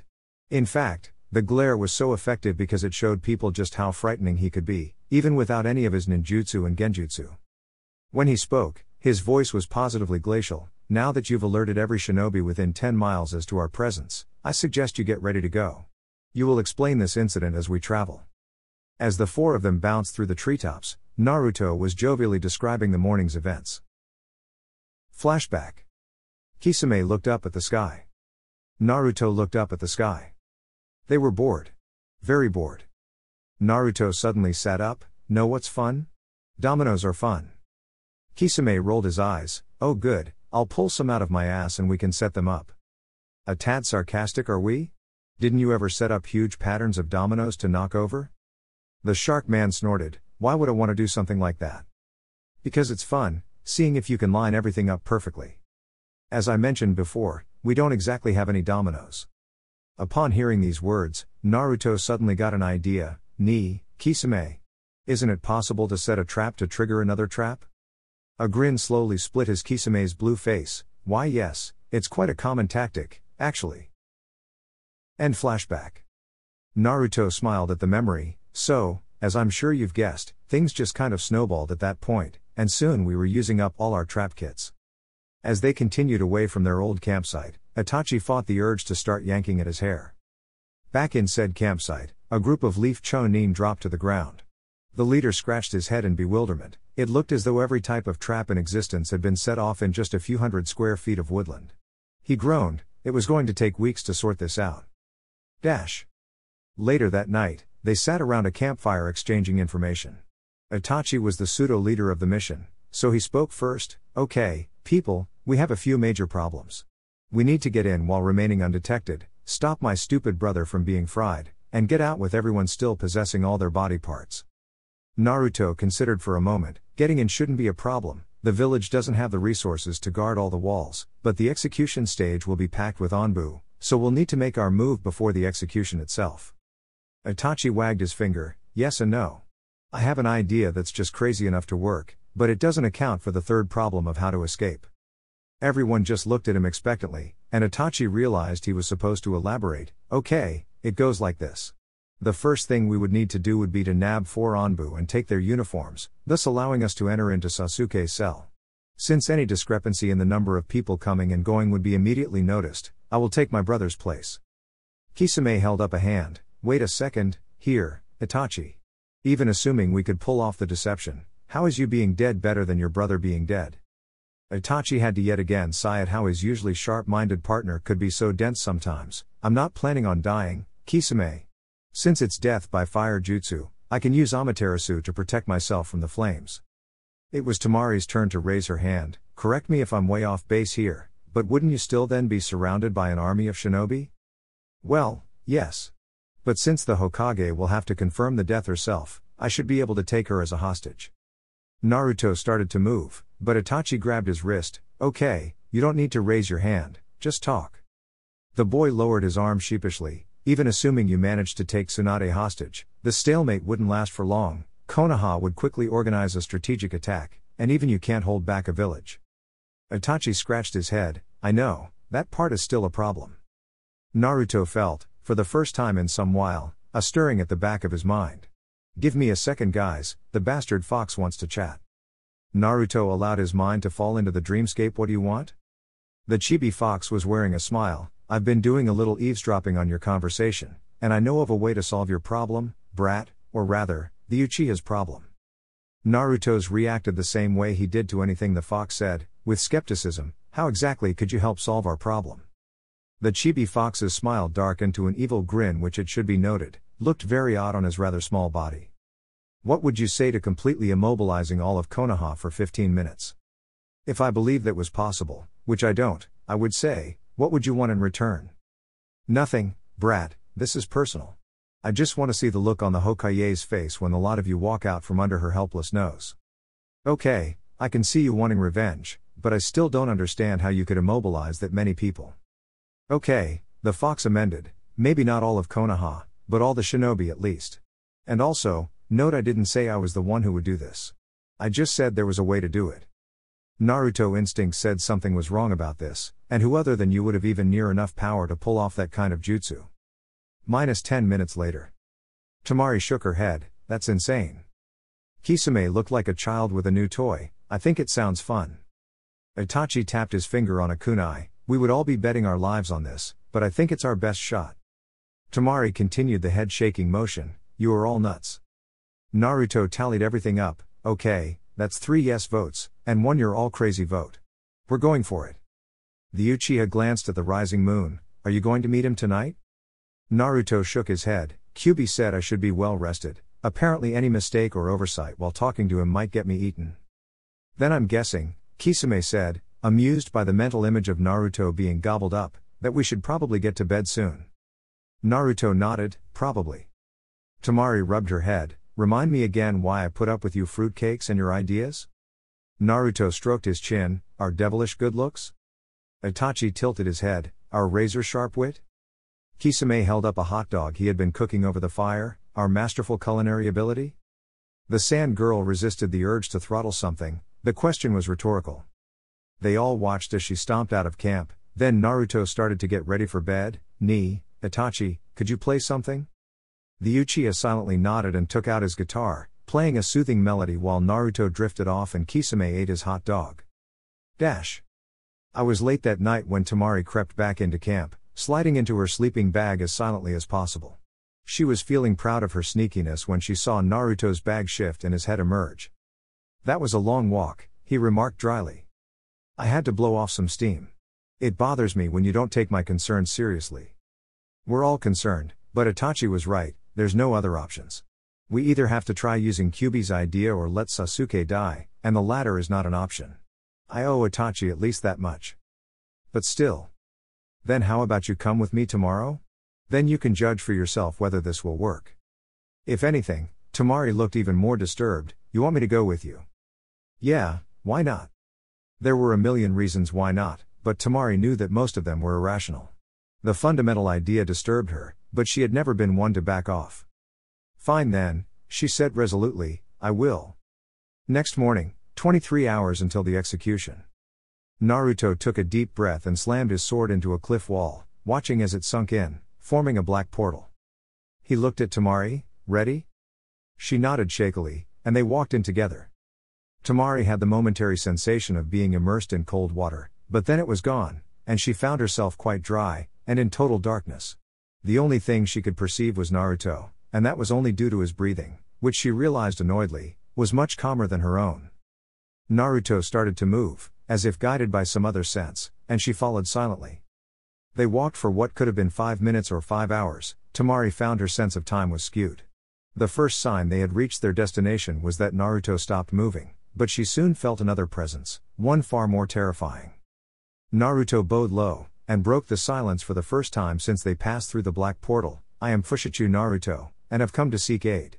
I humbly ask the name of the one who stands before me. Temari heard what seemed to her to be the rustle of a chain, and suddenly noticed that there was now a small bit of light coming from somewhere, and she fought as all her instincts told her to flee.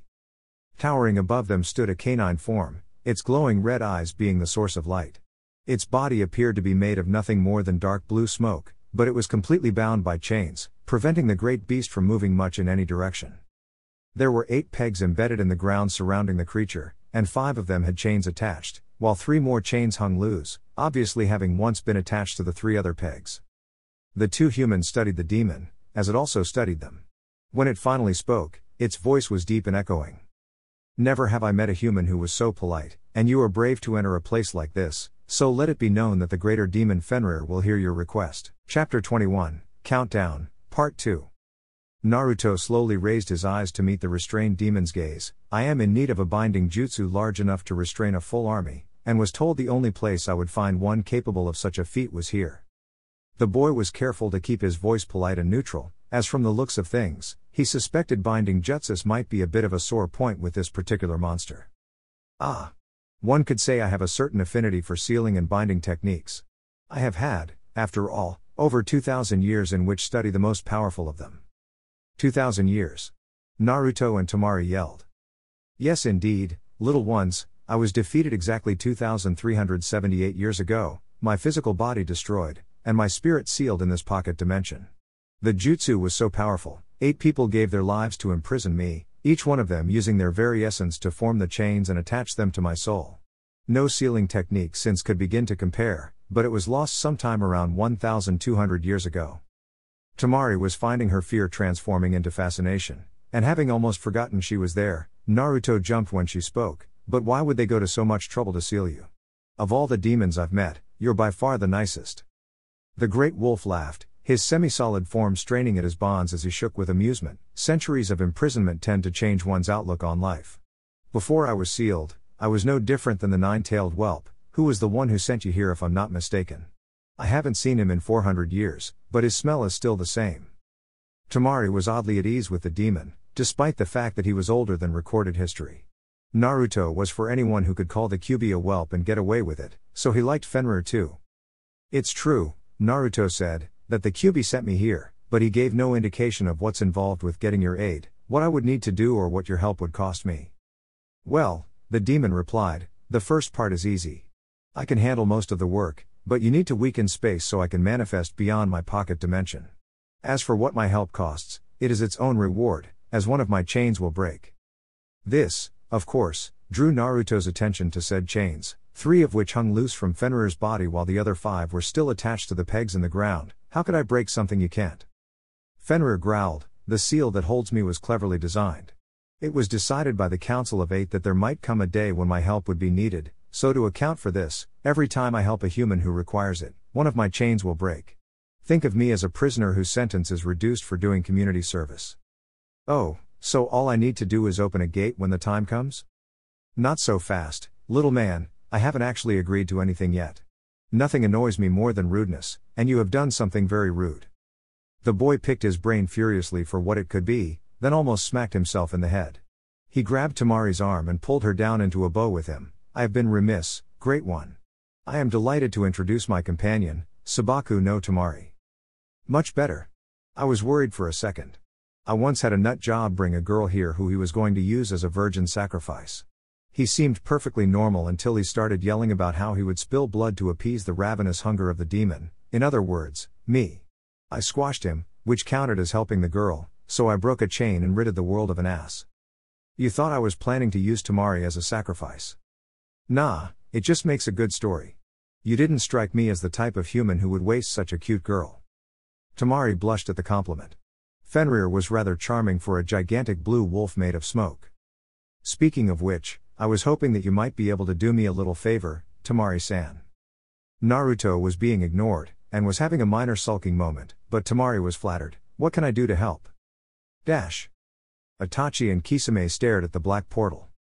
If you had to guess, Itachi, how long would you say they've been in there? About an hour and a half so far. So what do you feel like doing while we wait, then? I don't know, maybe we could play I Spy or something. Kisame looked sideways at his partner. I Spy? Yeah, the game. You know, where you say I spy with my little eye something that is and a color, then the other person has to try and figure out what the thing is. I know how to play, but why of all things would you think of that? Why not train or something? Itachi shrugged. Well, I Spy just struck me as the kind of thing people would do for long periods of time. Sometimes, I worry about you, Itachi. Dash. At the precise moment, Fenrir was a very happy wolf demon. Yeah, right there, wait, a little higher. Temari giggled and climbed a bit higher on his neck. Though looking like nothing more than a blue haze, the demon was quite solid, and when climbed on his body felt rather like a huge sponge. She wasn't sure how long she'd been rubbing the demon's shoulders, but it was fun. Ooh, yes, scratch the ears. Far below, Naruto was training, using the demon's interlocking network of chains like a jungle gym, vaulting from one to the next. He swung around Fenrir's back leg on one of the loose chains and let go, flying through the air before landing and balancing calmly on the demon's back. We really need to get going soon. Temari looked up from her ear rubbing. do we have two? Yes. Sadly, your friend is correct. You have little time left, but I shall be there when my aid is needed. Temari slid off the wolf's neck and jumped from his back down to the ground. She had discovered an odd sensation of power in rubbing the demon's neck, to feel a being of such power react to her every move. But Naruto was right, it was time to go. Dash. I spy with my little eye, something that is red. Kisame's eyes roamed the area carefully, there weren't many things that were red. Ha! The clouds on my Akatsuki cloak. Itachi narrowed his eyes, yes, that's right. The Uchiha wasn't currently wearing his cloak, and had figured Kisame wouldn't be smart enough to look at himself. It was now the Shark Man's turn. I spy with my little eye, something that is, Naruto? The aforementioned boy stepped out of the portal, followed just seconds after by an unusually happy-looking Temari. Itachi glared, where in the 9 layers of hell have you two been? Giving a greater demon a massage, but that's beside the point. He agreed to help us, all Naruto needs to do is perform some jutsu that will weaken space enough for Fenrir to manifest from his prison dimension. While Temari was talking excitedly, the gate was closing and Sere Kirite emerging. Naruto grabbed the handle of his sword and immediately felt the Kyuubi's discontent. It was just now that it occurred to the boy that the portal had been open this whole time, and therefore Kyuubi had been holding it open the whole time. Naruto resolved to be nice to the fox for a while. So then, we ready to go kick some ass? Kisame asked. Naruto nodded, yeah, we need to move out soon, since security will be insane the last few hours, we need to perform the switch ASAP. Minus 16 hours until the execution. Naruto carefully tried on the Anbu uniform, noting how it stretched to fit his body. He locked the various pieces of armor into place and finally examined the mask. His looked to have been based on a bird of some variety, as uniforms had been distributed based on size. With Naruto in the hotel room was Itachi, tired from using a powerful genjutsu on a 4-man Anbu team, and Kisame, who was currently amusing himself by arranging the unconscious members of said team into compromising positions on the bed. Itachi was getting suited up next to Naruto, and Temari was changing in the bathroom. Their plan had gone almost flawlessly so far. They had spotted the Anbu who were assigned to give Sasuke his meals, and once the team split up and each headed home, Itachi, one by one, caught them in a powerful genjutsu and drugged them with enough sedative to keep them asleep for 3 days. It was a tad bit of hassle, but Naruto had requested there be as little killing as possible.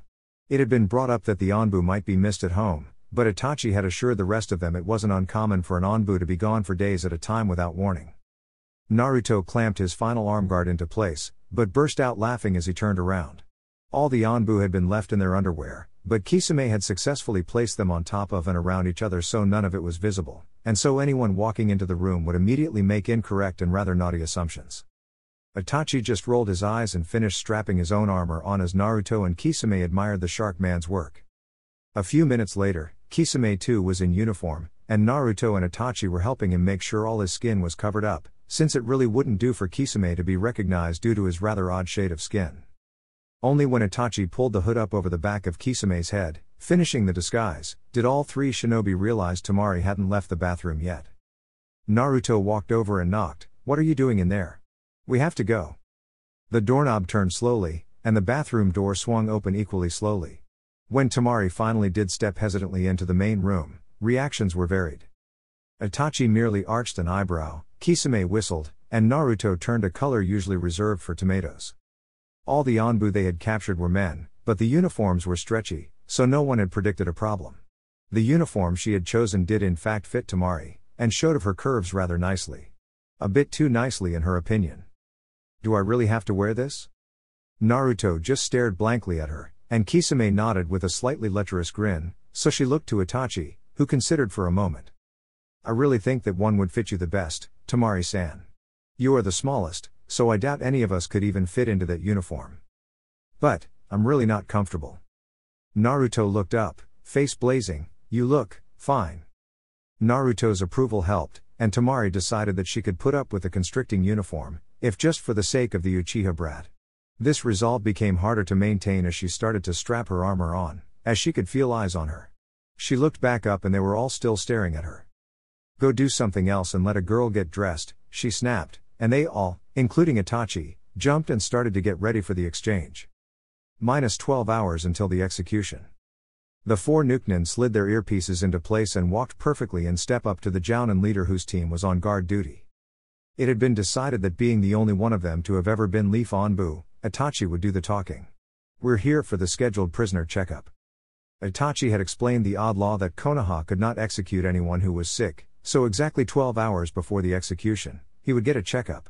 According to the schedule Itachi had taken off the man whose armor he wore, the checkup was to be done by Shizune, so the Nukenin had shown up 20 minutes before Shizune was set to arrive and would have to bluff their way through. The guard looked up boredly. "Shizune-sama is to perform that task." Itachi used his best Anbu voice, cool and in control, with just a hint of threat. "The Hokage has ordered us to perform this task so as to relieve Shizune-sama of part of her heavy workload." The guard looked at Itachi carefully, then shrugged. "Okay then, please pass through the chakra sensor." Itachi had told them about this. It was a simple ring 10 feet high, but anyone molding any chakra at all would set off an alarm as they passed through it. The device would detect any bunshines among their group or even the weakest of genjutsu. There were very few chakra sensors, and their manufacture was a mystery, so they were only used for the highest security.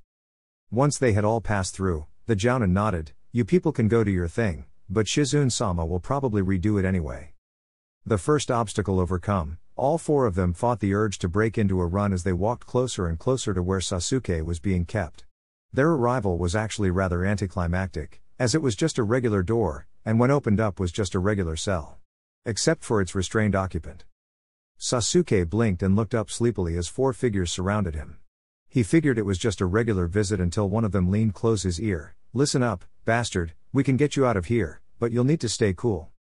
Recognizing the voice as Naruto's, but not really able to respond, Sasuke just hung limply in a daze as he quickly found himself quickly unbound and on the floor. During this time, Itachi had been quickly undressing, so when Sasuke did come to his senses, the first thing he consciously recognized was his brother in nothing but underwear. Not really having the energy for a full-blown angsty speech, Sasuke settled for a glare. "What are you doing here?" Itachi sighed, "Saving your ungrateful ass. Now get up and get undressed or I'll do it for you." Sasuke again sat in a semi-stunned state, and he found his body obeying and starting to undress even though his mind was otherwise occupied. Itachi had come to save him? Sasuke had friends from the academy, teachers who cared about him, loyal subjects from the sound, and Itachi was the one to come save him? Not only that, from the looks of things, Itachi was going to risk himself. This reality did not compute with the mental image of Itachi that Sasuke held in his mind. Sasuke was soon also in his underwear, and Naruto helped him put on the Anbu uniform his brother had been wearing while Itachi quickly threw on Sasuke's clothes and Kisame started to strap the older Uchiha into place against the wall. Within minutes, the exchange was complete, and almost no one would ever be able to tell the difference between the two brothers. Sasuke had grown to look more like his brother as time passed, growing taller and his face thinning out. Naruto suddenly noticed a problem, and before anyone had time to react, he whipped a kunai out of his holster and pulled Itachi's hair out of its usual ponytail, and then with one quick swipe, he cut it to look like Sasuke's mid-length mop, grabbing the excess hair and shoving it into his pocket. Itachi glared at him, but they both knew it needed to be done. Naruto wanted to get Sasuke out of there before he came to his senses and tried to kill the now mostly helpless Itachi, so he grabbed him by the arm and dragged him out of the room, Temari and Kisame following quickly after.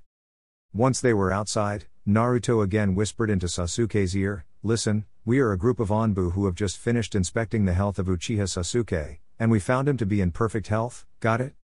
Sasuke nodded slowly, and all four of them strode purposefully back out of the prison until they again met the guard. Naruto stepped forward this time. "Everything is in order, and there are no complications." The Jounin shrugged again. "I figured as much." With that, the Nukenin and ex-prisoner vanished, bouncing from building to building. Naruto was leading them to their hotel, where they picked up their weapons before moving to another hotel, far away from where they had left the sleeping Anbu.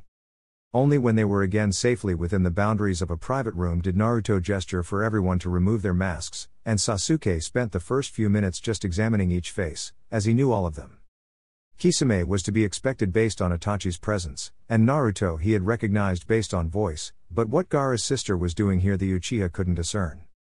He just went on looking for a while, and the other three let him. When Sasuke finally did speak, his voice was low and carefully controlled. "I would like it if someone would tell me what's going on here."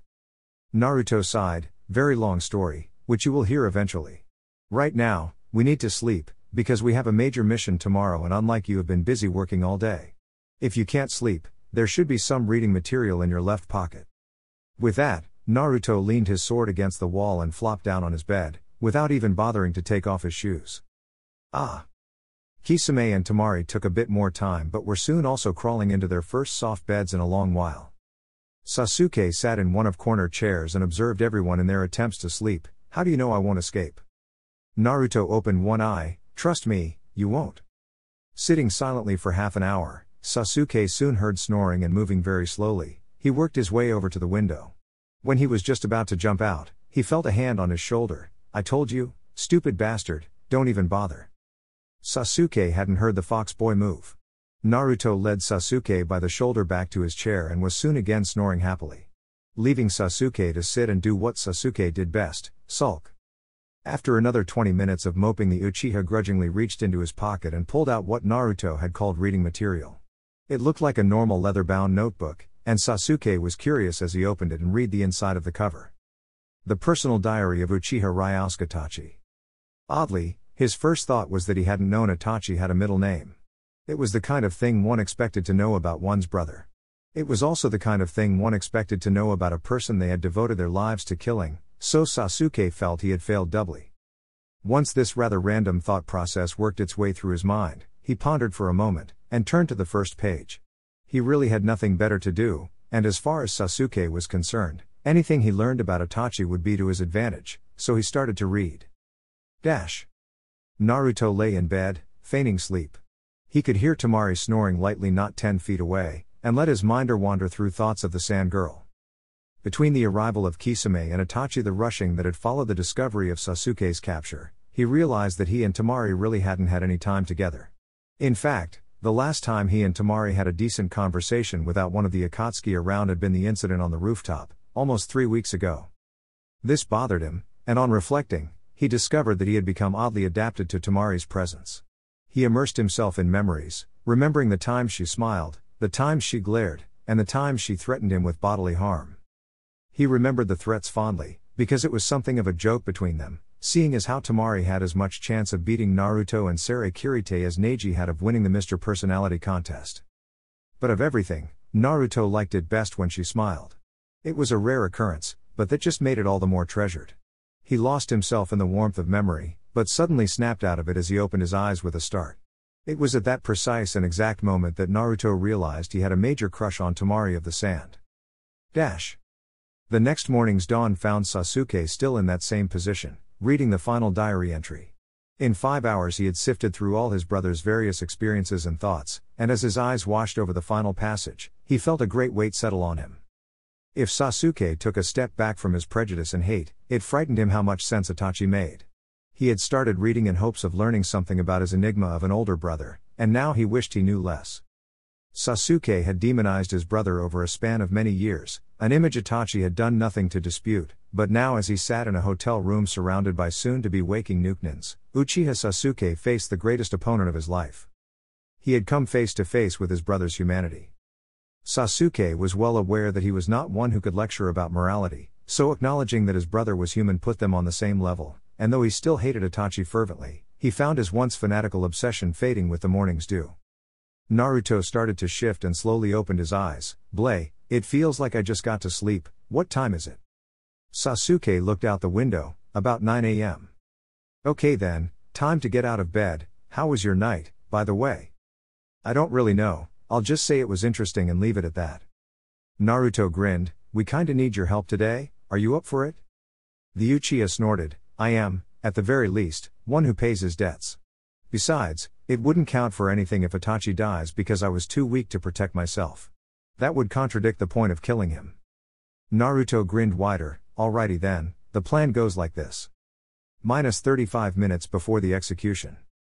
Itachi looked up wearily as the pink-haired girl walked slowly into his cell carrying a tray of food. He knew from Naruto's stories that this could be no one but Sakura, the girl with the obsessive crush on his brother. He watched passively as she undid his bindings and set some food before him, and he silently started to eat. Itachi had to say he was annoyed at his brother, because although he liked fried rice as much as the next person, asking for it for a final meal was just lame. And water? Water? If Itachi had to pick a final meal, He would ask for a 30 ounces steak marinated in honey taken from the hive at the top of a redwood and gathered by 3 virgins on the night of a full moon. As a side dish, he would demand truffles from grass country mixed with escargot from water country. Just to be excessive, he would top it all off by demanding red wine aged for at least 150 years. But his brother had asked for fried rice and water. It was only after a minute or two of mental grumbling did Itachi pay much attention to his pink-haired guest, and he felt a tug on what was left of his heartstrings. Deciding to at least be polite, he looked up at her. "Thank you for this, Sakura." The reaction he got was rather the opposite from what he expected. She started to cry. "Don't thank me, Sasuke-kun. Not now." It looked to Itachi like this girl was even more shaken up than expected at the thought of Sasuke's execution, so the older Uchiha had decided she should see the escape. "I have a request, one final thing I would like you to do for me." She smiled and wiped the tears from her eyes. "You know I'd do anything for you, Sasuke-kun." He looked up at the roof of his cell. "I want you to be there, at noon today. I want you to promise that, no matter what, you won't look away." Sakura didn't know what to say, but she couldn't refuse him, so she nodded mutely.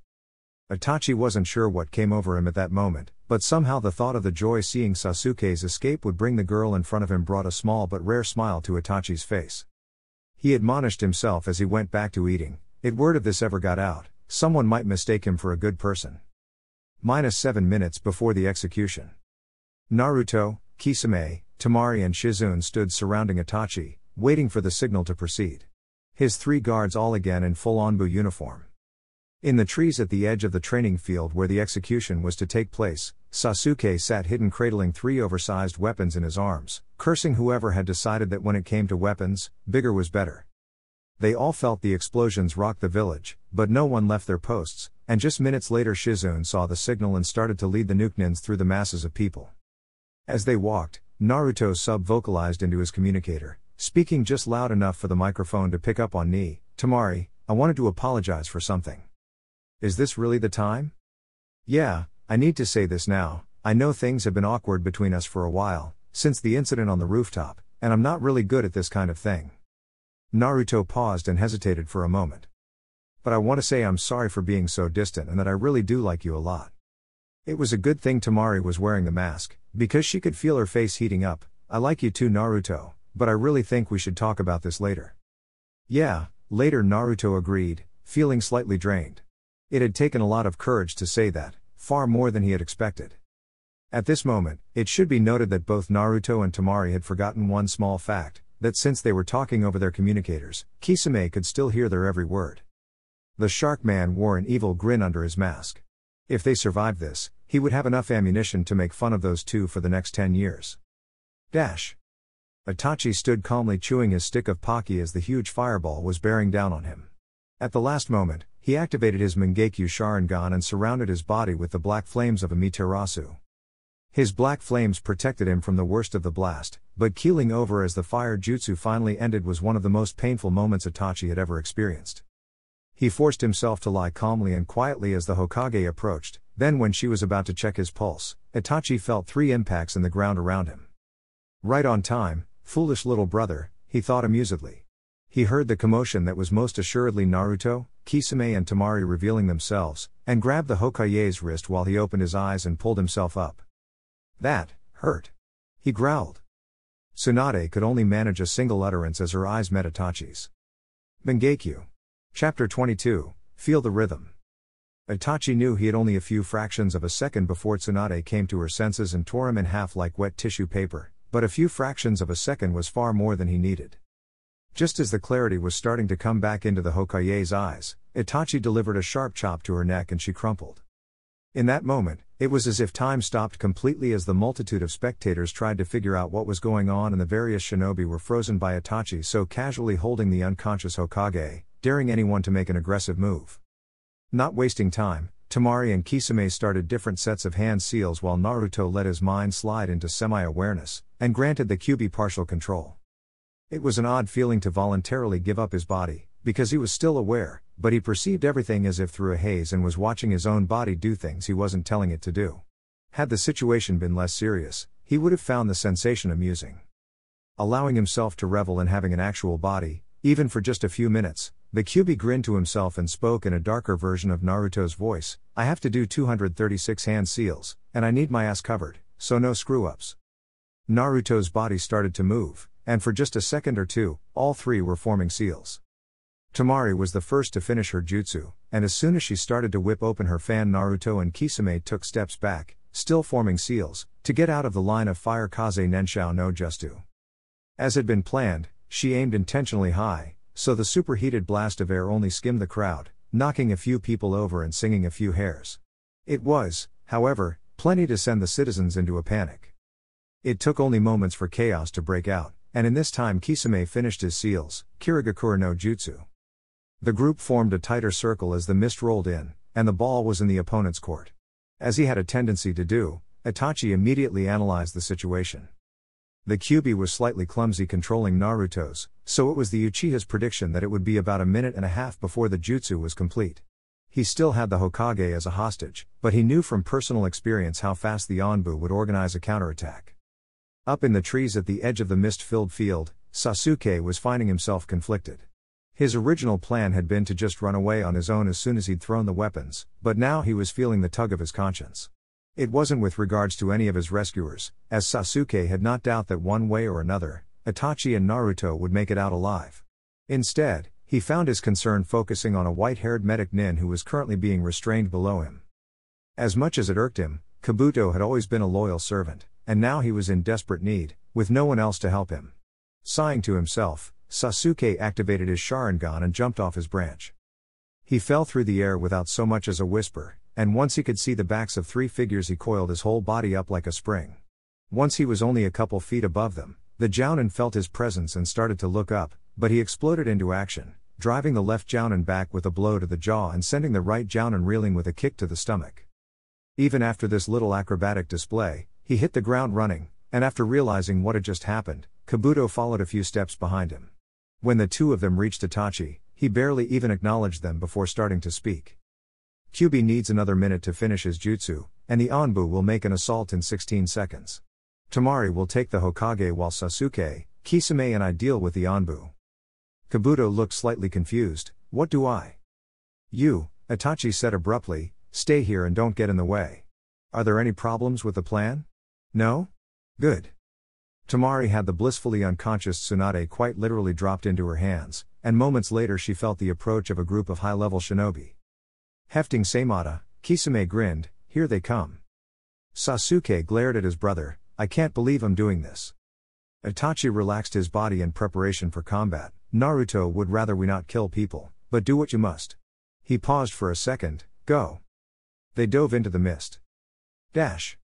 Immersed in fog, Kisame lifted his sword with two hands and went into a stance reminiscent of a batter awaiting a pitch and spoke in an exaggerated announcer's voice, now we have Kisame at bat. He felt a disturbance in the mist, and swung, catching an Anbu in the chest and sending him flying back from whence he had come. The shark man sunk into his stance a second time, that's a home run folks, let's see if he can do it again. Moments later, a second Anbu advanced more cautiously. Kisame again swung, but his opponent danced just out of range. Thinking he had caught his adversary off balance, the Anbu darted forward, only to realize he had underestimated the speed at which Kisame could reverse his swings. The second Anbu found himself flying backwards, and the shark man continued with his announcer's voice, unknown to the other team, Kisame is a switch hitter. Another home run. The squad commander, moving very carefully, made his way through the mist toward Kisame's position, followed closely by the rest of his team. He raised his hand as a signal to stop, and advanced the last few yards alone, trying to catch a glimpse of the blue-skinned man through the mist. The Anbu leader took another step forward, and Kisame, only a couple of feet away, swung with all his strength. The Anbu went hurling backwards, and moments later Kisame heard the sound of bodies colliding. He took a few steps and saw a conked-out commander on top of his swirly-eyed team. He smirked, there it is folks.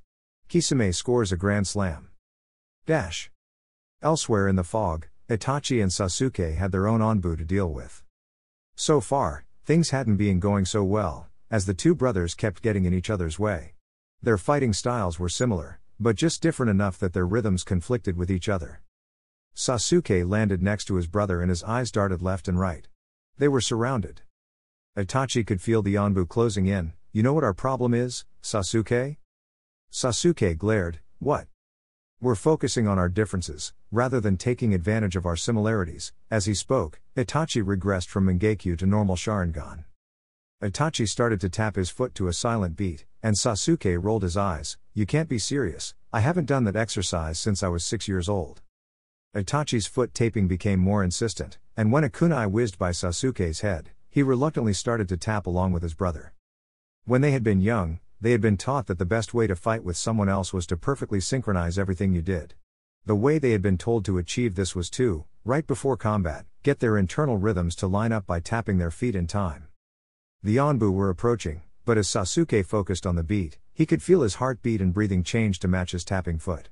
He started to hear the tapping in his head, and soon his foot stopped moving, and the silence told him Itachi's had as well. His whole body now seemed to be operating on that beat in his head. Tap. Tap. Tap. Itachi and Sasuke shifted their positions so they were back to back. Tap. The mist swirled and the attack began. Tap. Sasuke tossed a kunai into the air while Itachi sent an Anbu flying with an uppercut. Tap. Itachi grabbed the kunai from the air while Sasuke exchanged blows with another Anbu. Tap.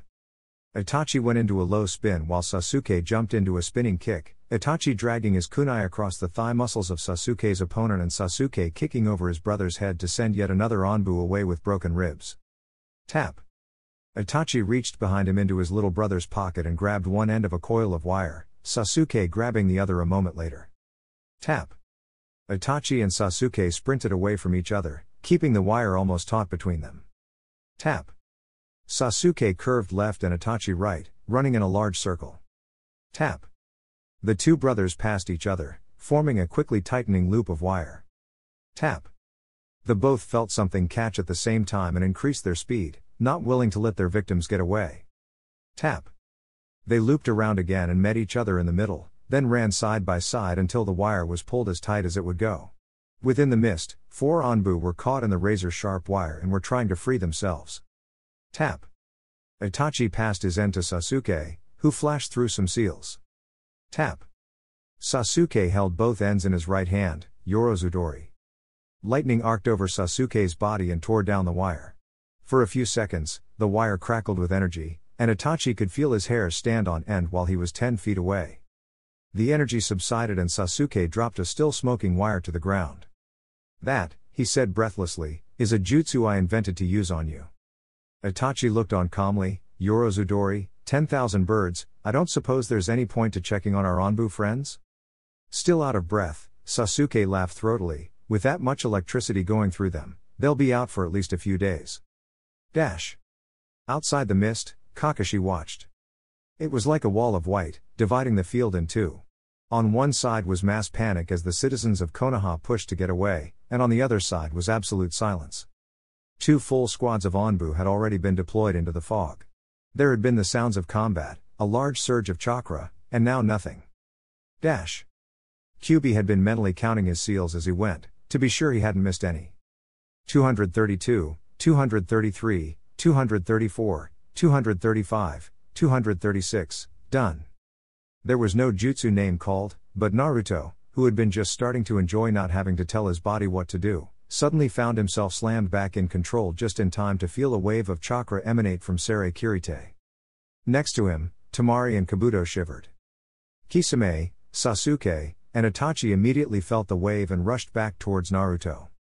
Within seconds, the great chakra had covered the entire village, and then it vanished. The chakra was gone, yet every person in the village, shinobi or otherwise, felt something was wrong with the air.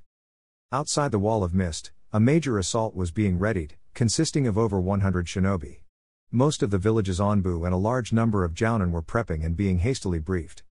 Everything was silent for a few more seconds, and then a great unearthly howl resonated through the village, causing every man, woman and child to freeze in their tracks.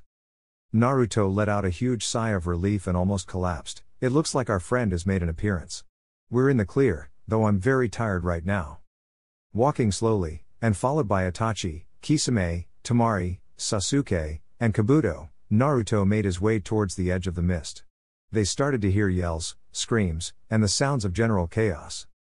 When they broke the wall of white and emerged into sunlight, they found themselves faced with a scene that none would ever forget. Konoha was wrapped in chains. They were growing from the ground like Devil's Garden and seemed to cover the whole city, entrapping all its inhabitants in their frustrating metal embrace. Only 15 feet away, Kakashi himself fought vainly against the chains that restrained his arms and legs. The copy ninja stilled as Naruto approached him, and attempted an air of nonchalance. "Hello Naruto, come to visit?" "Just here to pick up an old friend, Kakashi. We'll be gone soon enough." The copy ninja smiled under his mask. "We will be coming after you." "No, you won't, because right now, everyone here is at my mercy. I could kill anyone I wanted, but I'm not going to, and in exchange you are all going to leave me alone." "And what, dare I ask, makes you think we'll agree to this deal?" Kakashi asked, still smiling. "Simple. I did this jutsu once, and I can do it again. If I'm forced to use it a second time, I may not be so merciful." With that, Naruto strode past the copy ninja and made his way through the throngs of restrained and pissed off people. He ignored the familiar faces, the insults and the threats, walking resolutely forward. Behind him, Temari was only slightly unnerved. She could see some shinobi trying to reach for weapons or form hand seals, but the chains always held them back. She was currently fighting off the fear that Fenrir might make one little mistake, and one Anbu would get a jutsu off. As they approached the edge of the field, Itachi suddenly veered off to one side, making his way over to where he found a certain pink-haired girl who was sobbing, her tears rolling off the chains that held her to the ground. "Hello, Sakura-san."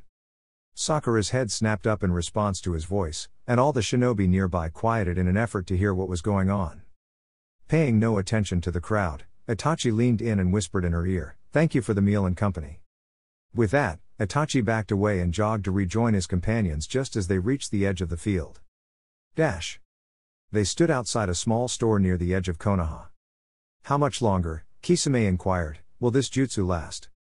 Naruto leaned against a wall, still tired. "A while yet. Forming the chains is very tiring, but maintaining them takes very little chakra. Fenrir can probably keep it up for at least a few more hours." "In that case," Itachi said, "I think we should stock up on supplies."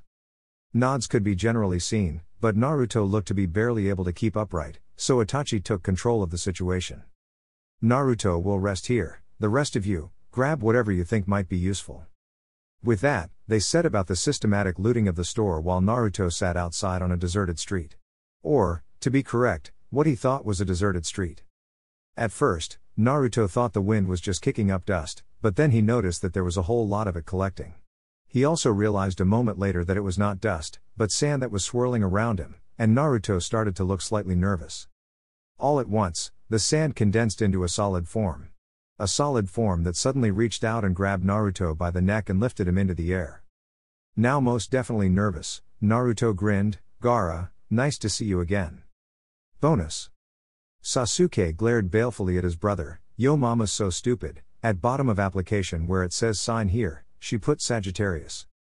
Itachi glared back, "Yo mama's so stupid, I told her Christmas was just around the corner and she went looking for it." Sasuke's eyes narrowed, "Yo mama's so fat, her ass has its own congressman." Itachi's hands tightened into fists, "Yo mama's so fat, she fills up the bathtub, and then she turns on the water." Sasuke activated his Sharingan, "Yo mama's so ugly, people go as her for Halloween." Itachi did likewise, "Yo mama's so ugly, they put her face on a poster for abstinence." Naruto and Temari were watching with bemusement and confusion respectively. Temari glanced at Naruto self-consciously, "Those two are brothers, right?" Naruto nodded, "Yeah. So they have the same." "Yeah." Temari paused for a moment and shook her head, "These people confuse me." Chapter 23, Fear the Pickle. Naruto had been in a great many difficult situations in his life, but his current one was easily near the top of the list. Gaara had him quite firmly by the throat and appeared completely casual about it. "Hello there Naruto, it's been a while. I take it you're doing well?" Still hanging in the air, Naruto attempted an air of indifference, "Not bad, though I'm feeling rather tired right now." The sand boy nodded, "That was quite a jutsu you did back there. Shukaku tells me it was to weaken the dimensional barriers, no small feat." I was quite impressed myself, as even I really didn't know exactly what the jutsu was going to do. It was at this moment that the door to the store opened and Kabuto peeked out. He was about to say something, but then noticed the fox boy's situation. "Is everything okay, Naruto-kun?" Naruto grinned back, "Yeah, Gaara and I were just having a little chat." Kabuto looked skeptical. It looks to me like he's trying to kill you. Gaara rolled his eyes. If I was trying to kill him, he would be smothered in sand. I just want to make sure he doesn't run away. The medic nin shook his head. Okay then. Naruto, I wanted to know if you had any preference with regards to food? Still 2 feet off the ground, Naruto stroked his chin thoughtfully. Not really, but thanks for asking. Carry on then, Kabuto said and ducked back into the store. Gaara was silent for a few seconds, and Naruto started to get tired of hanging. You've made your point, so could you let me down now? No. The white-haired boy had a good idea there, so I'm currently considering strangling you and throwing your body down a very deep well. I think the idea merits a few more minutes of thought. Do I have any input into this decision? Your input was kidnapping my sister and then disappearing. Naruto pondered this for a moment. Gaara did have a point, and the fox boy wanted to tread lightly, as he was only mostly sure Gaara was joking about the strangling thing. Silence reigned for a few more seconds, then Naruto fell, hit the dirt and took a few deep breaths of air. He stood up and brushed himself off, leaning against the wall. So then seriously, what can I do for you? I would figure that you would ignore me and go see Temari. I will see my sister in good time. Right now, you are going to tell me everything that has happened since you left Konoha. Leave anything out and we may go back to the strangling idea. Now, inside Naruto's head, little gears were turning. The only way for Gaara to confirm or disprove anything was to talk to Temari and compare what they said, so the fox boy could only get away with not telling Gaara something if he was pretty sure Temari wasn't going to tell her brother either. The list of things covered by that definition was quite large. Naruto then told his, slightly edited, story. Throughout his explanation, he discovered that he could judge how Gaara was reacting based on his scowl. At the beginning, talking about when Temari had technically been his prisoner, Gaara had a fierce glare on his face, but when he got to the part about getting her a new weapon and helping her learn new jutsus, the sand boy's face became neutral and he even smiled a teeny tiny bit. When Naruto finally finished, the two were silent again, each lost in their own contemplation. The door to the store popped open and Kabuto again looked out. We have a bit of a situation in here. Naruto sighed in exasperation. I'm kind of busy right now, but tell me what the problem is. The white-haired nin rubbed his head nervously. Sasuke and Itachi look like they're about to attack each other. This received an eye roll from Naruto. I would be worried if those two didn't look like they were about to kill each other. Have Kisame and Temari calm them down. Kabuto got more nervous. Kisame and Temari are already making wagers with regards to the winner, so I don't think there'll be much help in diffusing the situation. Naruto looked up at the sky for a moment, then a proverbial light bulb appeared above his head. Try making the offhand comment that you heard somewhere that the Byakugan was superior to the Sharingan. Kabuto ducked back inside, immediately catching on to Naruto's idea, leaving said fox boy to again face Gaara alone. So, what do you think? It appears that under the circumstances you had no choice but to act as you did, so I can't blame you. I will also say that you appear to have done as well as you could to keep Temari safe and help her become stronger. Naruto took a little bow. I try my best. So then, when are they going to be done in there? I'm not really sure, but it shouldn't be too much longer. What do we do until then? Naruto suddenly got a light in his eyes. It's been a while since we've fought. The last time was, if I recall, in the forest when you went all crazy. The sand boy smirked slightly and released his hold on the sand, allowing all of it to just fall to the ground. His gourd dissolved and the sand armor that always covered his body fell away, revealing his skin. Naruto looked blankly on and Gaara's smirk grew wider. You're exhausted right now, so using chakra wouldn't be fair. Besides, I haven't really had a chance to try this taijutsu I've been learning. Gaara took a look at Sere Kirite, but no weapons. Naruto grabbed his sword and threw it haphazardly into the air. Fine then, if you want it that way. I could use an old-fashioned physical fight right about now. Dash. Within the store, Kabuto found himself on the receiving end of a two-pronged attack. Itachi and Sasuke were giving him the comprehensive list of all the reasons why the Sharingan was far more powerful than the Byakugan. The two brothers had unconsciously fallen into a system where whenever one of them needed to breathe, the other would take over and continue the list. Temari was just putting the last few foodstuffs into her bag when there was an explosion and all movement inside the store ceased. Sasuke stopped mid-sentence and bolted for the door, Temari following only moments later. Itachi, Kisame and Kabuto leisurely gathered up their things and meandered in the general direction of outside, confident in the younger generation's ability to handle any problems. Dash.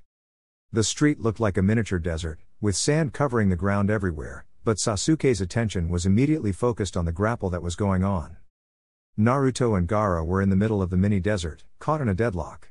They were exchanging quick light blows with neither showing an apparent advantage. It was obvious to Sasuke that Naruto had far superior taijutsu technique, but his fatigue evened the odds. Gaara used only the most basic taijutsu, but was far more energetic and nimble. The young Uchiha shook his head. Nimble was never a word he would have normally used to describe Gaara, but the sand boy had evidently been practicing and training.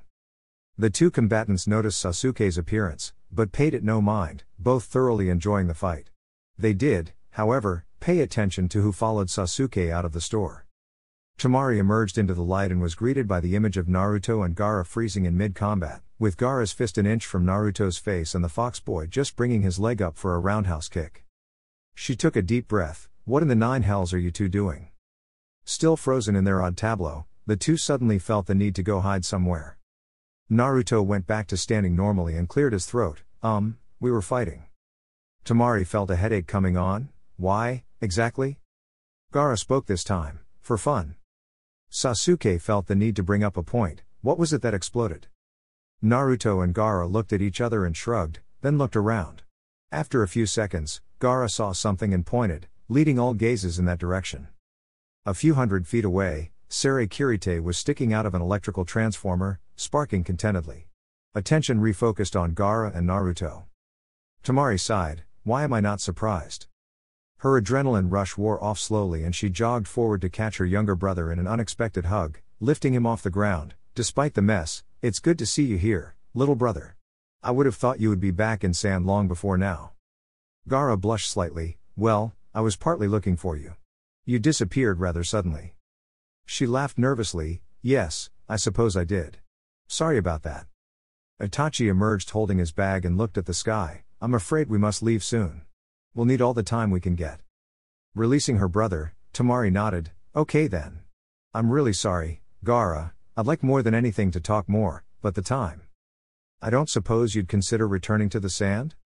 Naruto was running to retrieve his weapon, but was listening in as she responded, a part of him apprehensive, part of me wants to. But we both know there's no place for me there. Not only that, it would ruin relations with Konoha. In fact, you probably shouldn't tell anyone you've even met me. Gaara looked at the ground, I guess. She gave him another quick hug. Tell you what, we'll come visit sometime, since I'd like to see Kankuro too. You just head back to the sand and don't worry, I can take care of myself. Itachi almost growled, we need to go now. Naruto returned, almost stumbling, with his sword in tow. Itachi's right. All of Konoha will be coming after us. Gaara nodded, but suddenly grabbed his sister's wrist. You promised to visit, don't forget. Naruto laughed. Oh, we'll be sure to, just you wait. Next time, we'll do some real sparring. -18 hours later. Camp had been hastily set up, and its occupants were in various states of mind. Sasuke and Temari were sleeping like logs after the ridiculously long run. Naruto was feeling refreshed as he had been carried by Kisame for a few hours and was out setting up a perimeter, and Kabuto, Itachi and the aforementioned Shark Man were sorting through the supplies. Kabuto was currently looking through the duffel Itachi had filled with a sweat drop. There appears to be nothing in here but Pocky and Tang. Was something wrong, Itachi-san? Itachi tried to look innocent, which he failed miserably at. No, I chose what I thought to be most important. Kisame dug through another one of the bags, and suddenly grinned in his unique sharky way. You know what I'm thinking right now? Itachi's eyes narrowed sharply. Yes, and this is not the time. Kabuto looked confused. What? It's not the time for what? The Shark Man held up a ripe tomato. Time for SCMS. The poor Medicnin looked more confused. SCMS? Itachi rolled his eyes. A special culinary munitions spar. Kabuto tried to decipher this. Splat. Pieces of tomato fell from Kabuto's face and he suddenly got it. Itachi cursed. Kisame. This isn't the... Splat. Cool as ice, Itachi removed the tomato from his face, took a deep breath, pulled a dozen eggs out of his bag, opened them, grabbed 2 in each hand, and whipped them at his partner. Kisame ducked and laughed, grabbing a bag of carrots and tearing it open. Soon, Kabuto was ignored completely as the two Akatsuki clashed with various food groups. The Shark Man hit upon a winning strategy of using carrots as kunai until Itachi broke out his spinning sausage links. Kisame's eyes narrowed. Yes indeed, your sausage nunchaku are quite fearsome, but they are no match for the pickle of doom. Itachi snorted, the pickle of doom? What are you going to do with a pickle? Kisame glanced sneakily over to where Temari sat against the tree asleep and reached into his duffel, pulling out a jar of what looked to Itachi to be perfectly normal pickles. He slowly unscrewed the lid and drew one of the wet green vegetables out, and with a flick of his wrist, the pickle flew gracefully through the air, as if in slow motion, and smacked wetly into the side of Temari's face. Her eyes snapped open and she suddenly became very awake. Kisame quickly slid his jar back into his bag and yelled, Itachi! How could you do that? Throw a pickle at a poor unsuspecting sleeping girl. The still groggy Temari made a threatening guttural noise and glared sleepily at the Sharingan user. Then she started to get up, and Itachi took a step back. Naruto walked into camp 10 minutes later, to be greeted by the scene of Itachi lying face down on the ground. You okay? Itachi mumbled in a way that sounded vaguely like acknowledgement. Naruto looked at the prone Itachi curiously, and then turned to Kisame, who was cleaning Seimata. What happened to him? The shark man smirked, he mocked the pickle of doom. Wah? We had a special culinary munitions spar. Naruto looked at the various food products that lay everywhere. What exactly inspired you to do this? It's a tactic to relieve stress and promote non-work relationships between Akatsuki pairs. It's also really fun. Itachi pushed himself up, that's a matter of opinion, but I won't deny I've been known to participate once in a while. Well, on a more serious note, the perimeter is secure, but we need to decide where we're going now, and what you two are going to do. You do still remember that you ignored your orders and are now AWOL from the Akatsuki? Kisame nodded, yeah, but I've recently been having an idea that might solve that as well as some other problems. Trick is, we'd have to keep it quiet, cause it won't work if certain people are aware of it.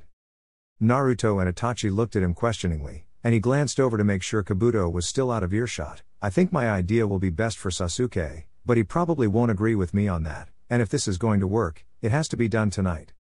Itachi nodded, we're listening. The next morning, Sasuke woke up feeling better than he had in weeks.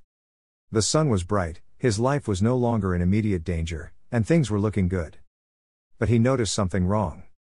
Where there should have been people, there were none. Where there should have been a set-up camp, there were just 2 sleeping bags.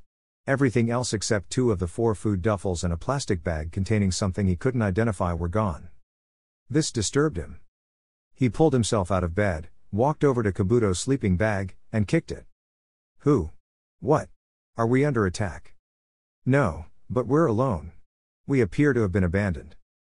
Kabuto rubbed sleep out of his eyes and surveyed the area, making the same observations Sasuke had only moments before. What's in the plastic bag? Don't know, haven't really examined anything yet. Saying this, Sasuke went over and opened the bag, revealing an envelope on top of lots of black cloth. He pulled out the envelope and tossed the bag to Kabuto, who began rummaging around. The Uchiha examined the outside, which seemed normal, and tore it open, unfolding the 2 sheets of paper inside.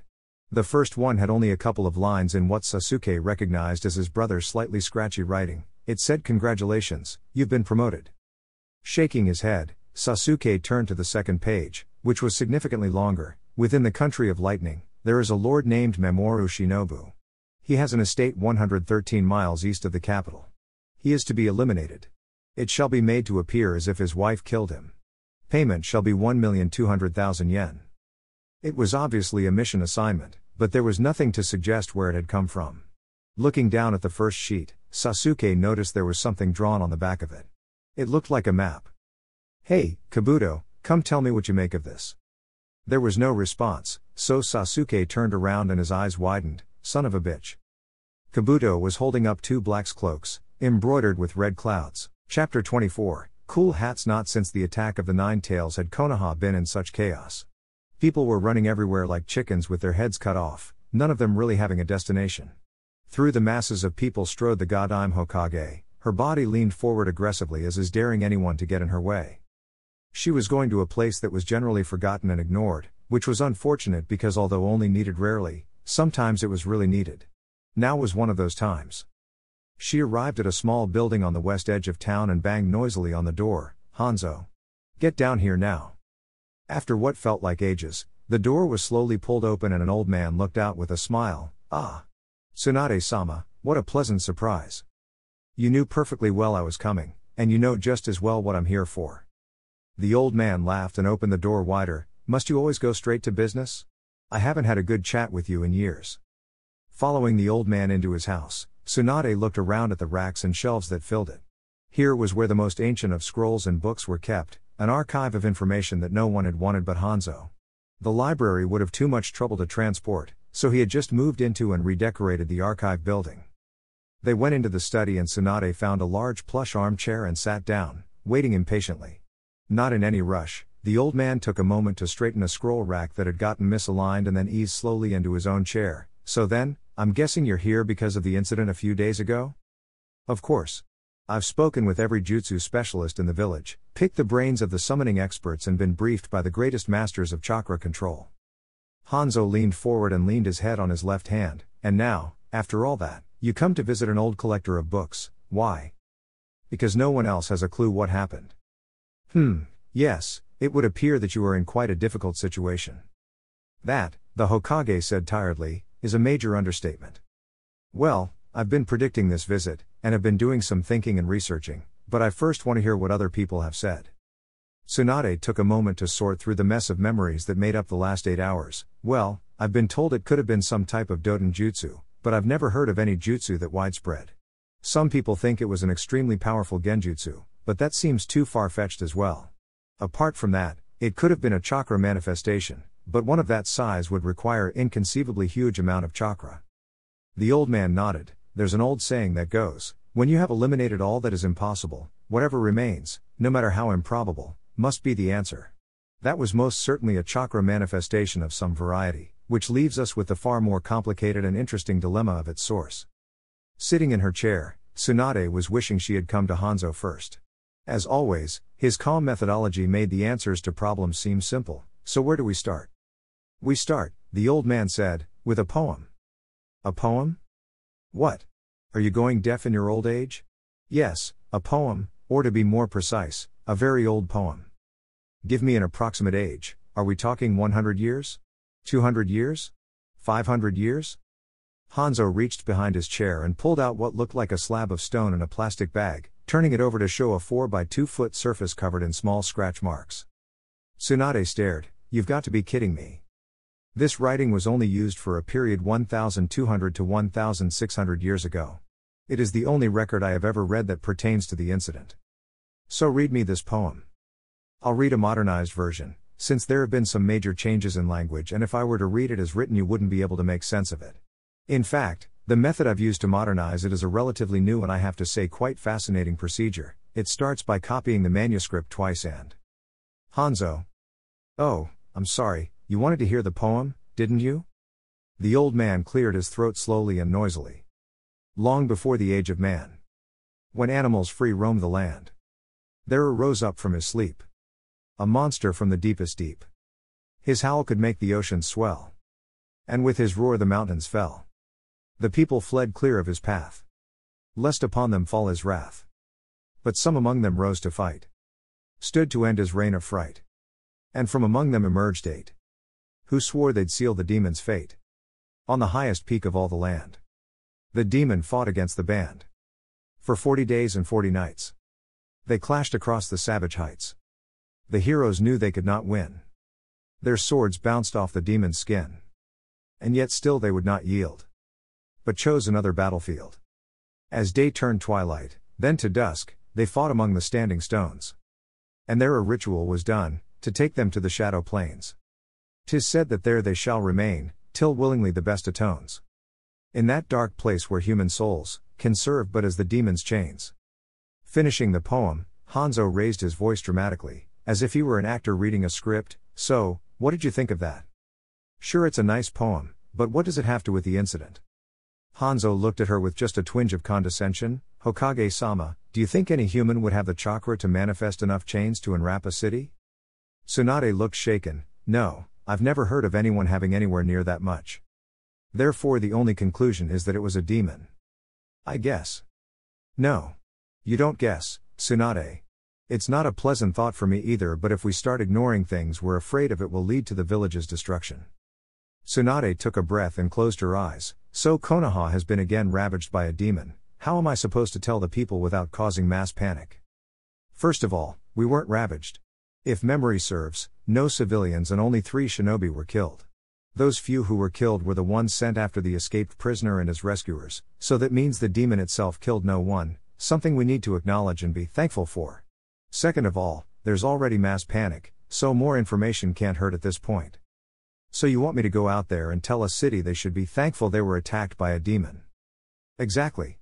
Had the 4 Nukenin just attacked head-on, there could be hundreds, or even thousands more casualties. Oh, I'd never thought of it that way. Obviously. Tsunade got a glint in her eyes. You might want to watch how you speak to me. To her shock, Hanzo laughed openly at her. You've become far used to your position intimidating people, Tsunade Heim. I was a Jounin before you were even born. In fact, you might remember it was me who oversaw your Jounin exam. The Hokage did indeed remember. She had been completely confident in her abilities, only to be thoroughly thrashed by Hanzo, who even then, at 46, had been old for a shinobi. Hanzo went on, the point being, I'm far too old to bother pretending to be intimidated by you youngsters and your filibusters. So then, what other insight can you offer me? Tsunade said with only a hint of sarcasm. Well, the more I've thought about it, the more I'm sure the being we encountered is the one mentioned in the poem, but there seemed to be something missing. Tsunade became fully serious again and nodded. The last stanza was a completely different form than the rest of it. You're thinking someone cut out and rewrote the end? Indeed, I think there may be as much as half the poem missing, and I am working with the assumption that it was done to limit anyone's knowledge about this particular creature, whatever it may be. The obvious problem is that if this version was written over 1,000 years ago, the original may not even exist anywhere. If it does, we'll find it. The other obvious solution would be to just find Naruto-kun and ask him about the demon yourself. Tsunade shook her head. I've had to send out squads to search the forest to keep up appearances, but it's obvious to anyone who knows about these things that with their head start our odds of finding them in the wilderness are slim to none. Well then, Tsunade-sama, I suggest you hop to it. I don't imagine the village is going to be very patient about finding out exactly what it was that made a complete fool of us and ruined our reputation of strength. The Hokage groaned slightly as she got up. I really don't need to hear that right now. Oh, but you do. The names of the shinobi involved will soon be forgotten and brushed aside, but it will be remembered forever that a demon was involved. The Hokage seemed to get progressively more morose as she walked to the door. Well, I suppose it's time to go out and face the bureaucracy.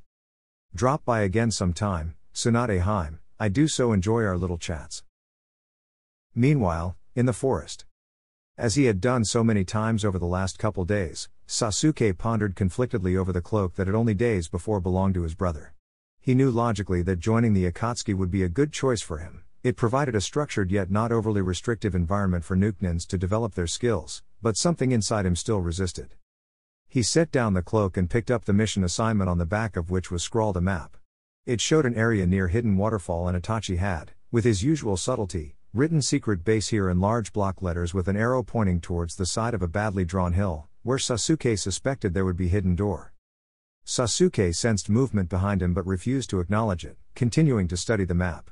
After a few minutes of blankly staring at a page he had long since memorized, he lost his patience. I think you're enjoying yourself just a bit too much, Kabuto. Behind the Uchiha's back, Kabuto paused in mid-kata. But I'm just training, Sasuke-sama.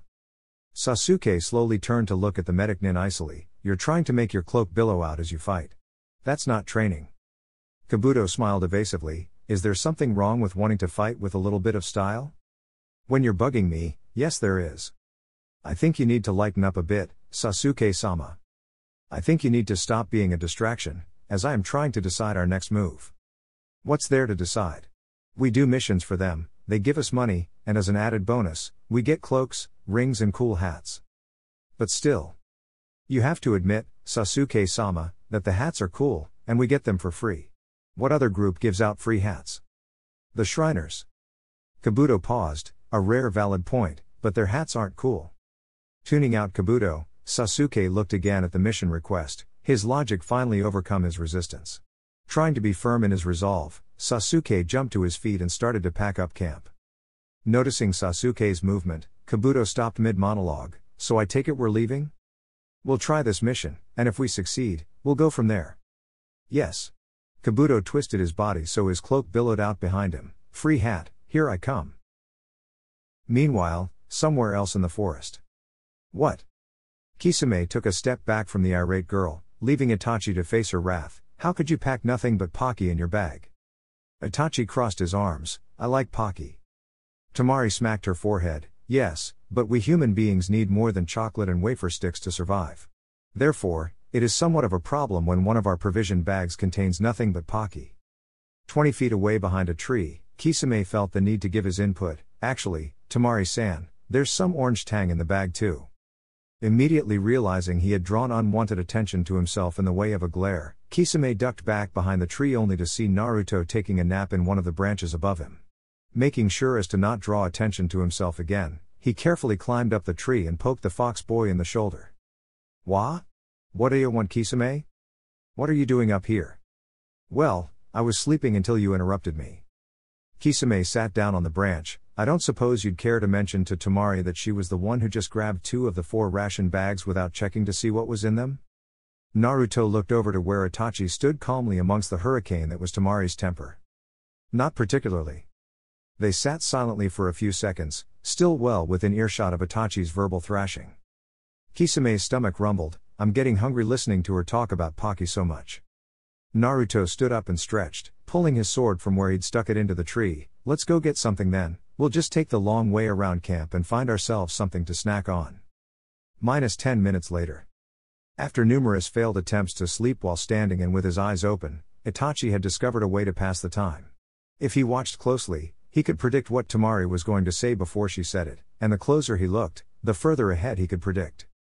From subtle muscle twitches and the way her yes shifted, he was predicting up to a full sentence in advance. Itachi cut into her endless lecture. Yes, there's a town only a few miles ahead where we can get supplies. Temari stopped. Don't interrupt me when I'm ranting. Even my brother knows not to interrupt me when I'm ranting. You were about to say, and you better hope there's somewhere up ahead where we can get real food, and so I saved us both time by answering the question before you asked it. That's not what I was going to say. Yes, it was. How do you know? I just do. If you're making fun of me, I'll.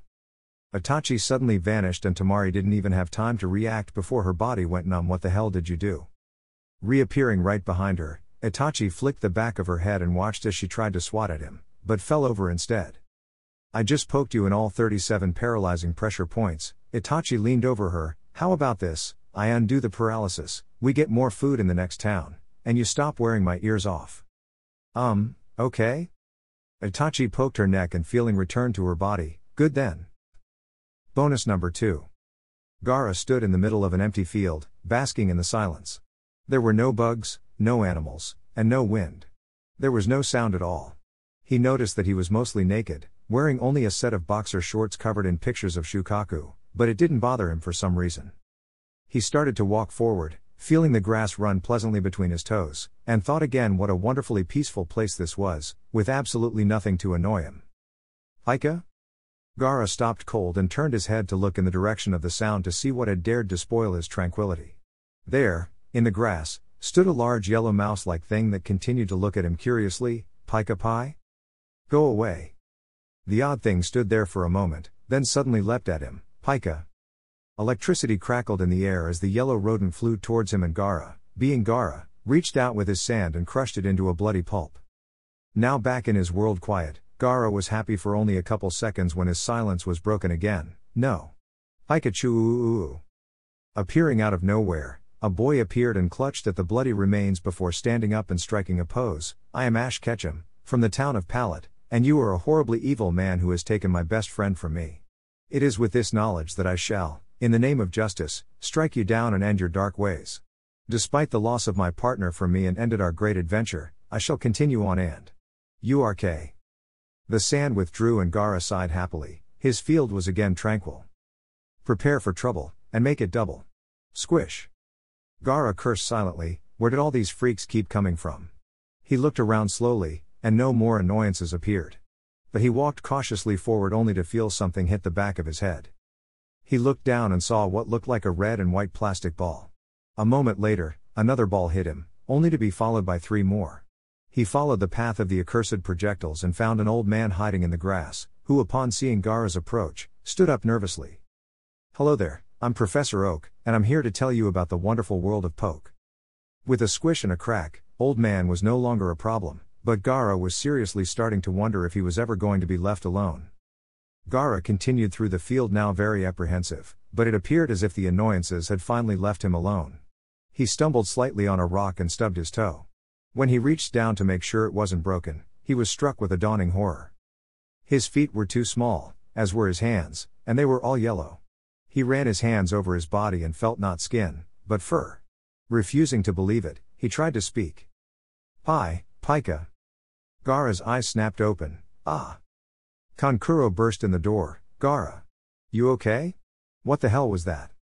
Quickly realizing he was in bed, Gaara calmed down. I'm fine, just a nightmare, I'm fine. Kankuro shook his head. Man, that must have been some nightmare to scare you like that. Gaara laughed between deep breaths. Let's just say I'm never ever playing Game Boy before bed again. Chapter 25. The bandits of River City. Naruto felt that there was something very wrong with his current situation. Temari had stated in no uncertain terms that Itachi was to have nothing to do with food shopping, and as Kisame was unnecessarily conspicuous, this meant Naruto had the privilege of helping her shop while Itachi was punished by being forced to sit around camp relaxing and playing his guitar. Something very wrong indeed. Not that he really minded shopping all that much, it just didn't seem quite fair how things had worked out. Hello? A voice interrupted his thoughts. Can I help you? Naruto blinked at the fishmonger. Yeah, give me some of that, he said, gesturing towards one of the many bins filled with various varieties of fish. The man smiled. Sure thing, lad. How much would you like? Give me 2 fishes worth, I guess. Despite having spent some time in the town already, Naruto still jumped slightly when the monger pulled out 2 4-foot knives. Kisame had warned him that people in the country of water tended towards larger utensils as well as weapons, but it still took some getting used to. Just looking down the street, he could see a woman in a food stand cooking on a grill with a spatula longer than Naruto was tall. Across the street a man was eating with chopsticks longer than his arm, and beside him a young boy eating with a 3-foot fork. Done. A bundle of brown paper was tossed to Naruto, so he caught it with one hand and dropped it into his bag of foodstuffs before handing the monger some money. If he found their oversized tools slightly odd, he had to admit that they were incredibly efficient. Now armed with fish, he had almost everything on his list, with only cheese remaining to be found. It was, however, his suspicion that his last quarry might be more difficult to track down at a reasonable price. He looked up at the sky and calculated that he had about an hour before he needed to be back at camp. Nodding to himself, he set off in search of dairy. In an alley just down the street, a young face peeked out from behind the wall and watched him as he made his way down the street. Seeing as how he was in a city filled with giant knives and swords, Naruto felt no concern wearing Sere Kirite out in the open, but as a girl stepped out from the alley into the street her eyes were fixated on it, and she slowly clenched her fists. Temari, being a kunoichi, was a very disciplined individual. But here she found herself unwatched in a city of very nice clothes stores with money. A lot of money. Money that wasn't hers. Her self-control was weakening. Before she could give in, Temari started running back towards the outskirts of town and eventually camp, trying to distance herself from temptation. She would be early, arriving back long before she and Naruto had agreed, but she had nothing more to do in the city and could look forward to a nap before supper was prepared. This, Naruto decided, was a great day. Not only had he gotten cheese, but after letting a storekeeper admire his sword, he had gotten top-quality cheese at half price. He half-skipped down the street carrying his bag of food, and was sure that nothing could possibly ruin his day. Unfortunately, he was wrong. He had not gone 2 blocks when he felt that little tug in his mind that told him all was not as it should be. As for his pursuer, she was quite sick of following this boy around as he apparently went shopping and had closed the gap considerably, being unaware she had been detected. Not wanting to spook whoever it was, Naruto was careful not to look behind him, but sped up as he made his way through the crowd. He continued to feel that tug at his senses, and so he made a sudden turn onto a side street and sped up again. As he got further away from the downtown throng, Naruto started to reach out with his senses while winding into more and more remote areas of the city. Eventually, he turned into a deserted alley and just stood, waiting for his unknown shadow to make a move. Far above him she crouched on a rooftop. It was obvious she had been somehow discovered, but she wasn't about to let some common grave robber get the best of her. Running through some seals, she spoke at just above a whisper, Kirigakure no Jutsu, and drew 2 oversized curved scimitars from sheaths on her back as the mist rolled in. She hadn't seen the boy wearing a forehead protector, so he probably had no idea what kind of sword he had. Luckily for her, it also probably meant he wouldn't know how or even have the strength to wield it. Taking a deep calming breath, she jumped silently down into the fog, landing a good 30 feet behind her prey. He wasn't moving, which she found odd, since most people tried to find their way out of the mist, but she wasn't going to be so easily unnerved. She advanced cautiously as she had been trained, waiting for there to be movement, but there was none. She closed to within a few feet and heard for the first time the voice of her target.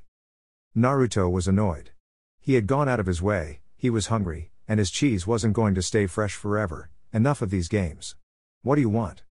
The response came in the sound of a young girl's voice that came from all directions, obviously trained to use echoes to hide her location. I'm not going to waste my voice off on grave-robbing scum like you. If you have any last words, say them now. Naruto set down his food carefully. Well, I'm not sure who you are, but you seem quite determined, so come on then. Bristling at his arrogance, she lunged forward with a low crosscut, hoping to take out his hamstrings. Naruto allowed half a second to admire her technique, then his fighting instincts kicked in. He started to turn while tearing his sword out of its restraints and twisting to parry her thrust with a vertical upslice. They were deadlocked for a fraction of a second, allowing both combatants to get a look at each other, and Naruto was surprised to see that his opponent looked to be no older than himself and wore a mist forehead protector. Not being one to ponder such things, however, he let a bit of chakra leak out and pushed, breaking the deadlock, her swords, and sent his unfortunate assailant hurling backwards. Hitting the ground and rolling to a rather painful stop, she stared at her shattered blades with combination of disbelief and horror. These were swords that had been passed down through 3 generations of her family and survived 4 wars, only to be casually shattered by some thug. No, she amended as she pulled herself to her feet, he was more than a thug. She hadn't seen his swordplay, but its results were enough of a testament to his skill. She closed her eyes. Before you kill me, tell me at least who you are. In all hidden mist no one but my uncle was able to control that sword. Naruto walked out of the mist rolling his eyes. Don't be melodramatic, I'm not going to kill you. I am however interested in what you said about your uncle. I didn't know Zabuza had any relatives. This made her pause and her aura changed completely. You knew Uncle Zabu? For Naruto, it was a truly surreal moment.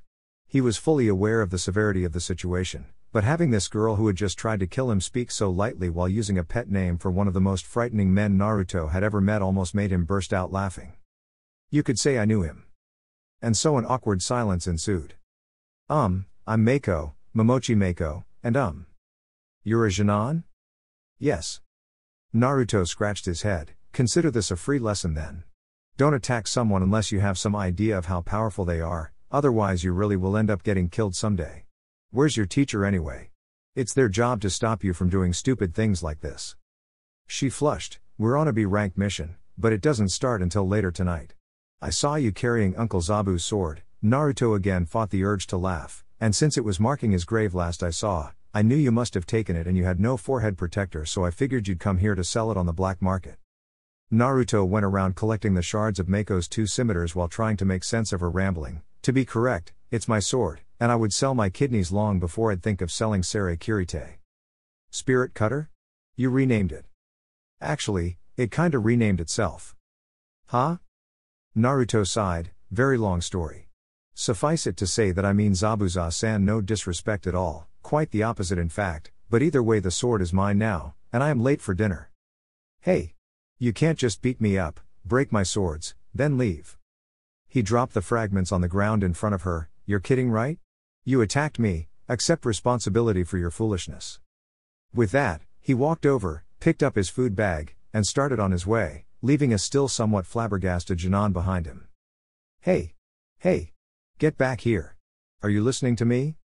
Naruto looked back with exasperation. No, I'm not, and what exactly are you going to do about it?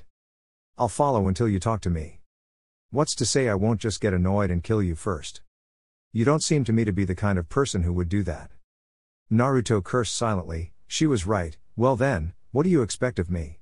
Do you want money or something? Mako started to wring her hands. Well, you seem pretty strong and I was wondering if you might help with our mission. Come again? I'm serious.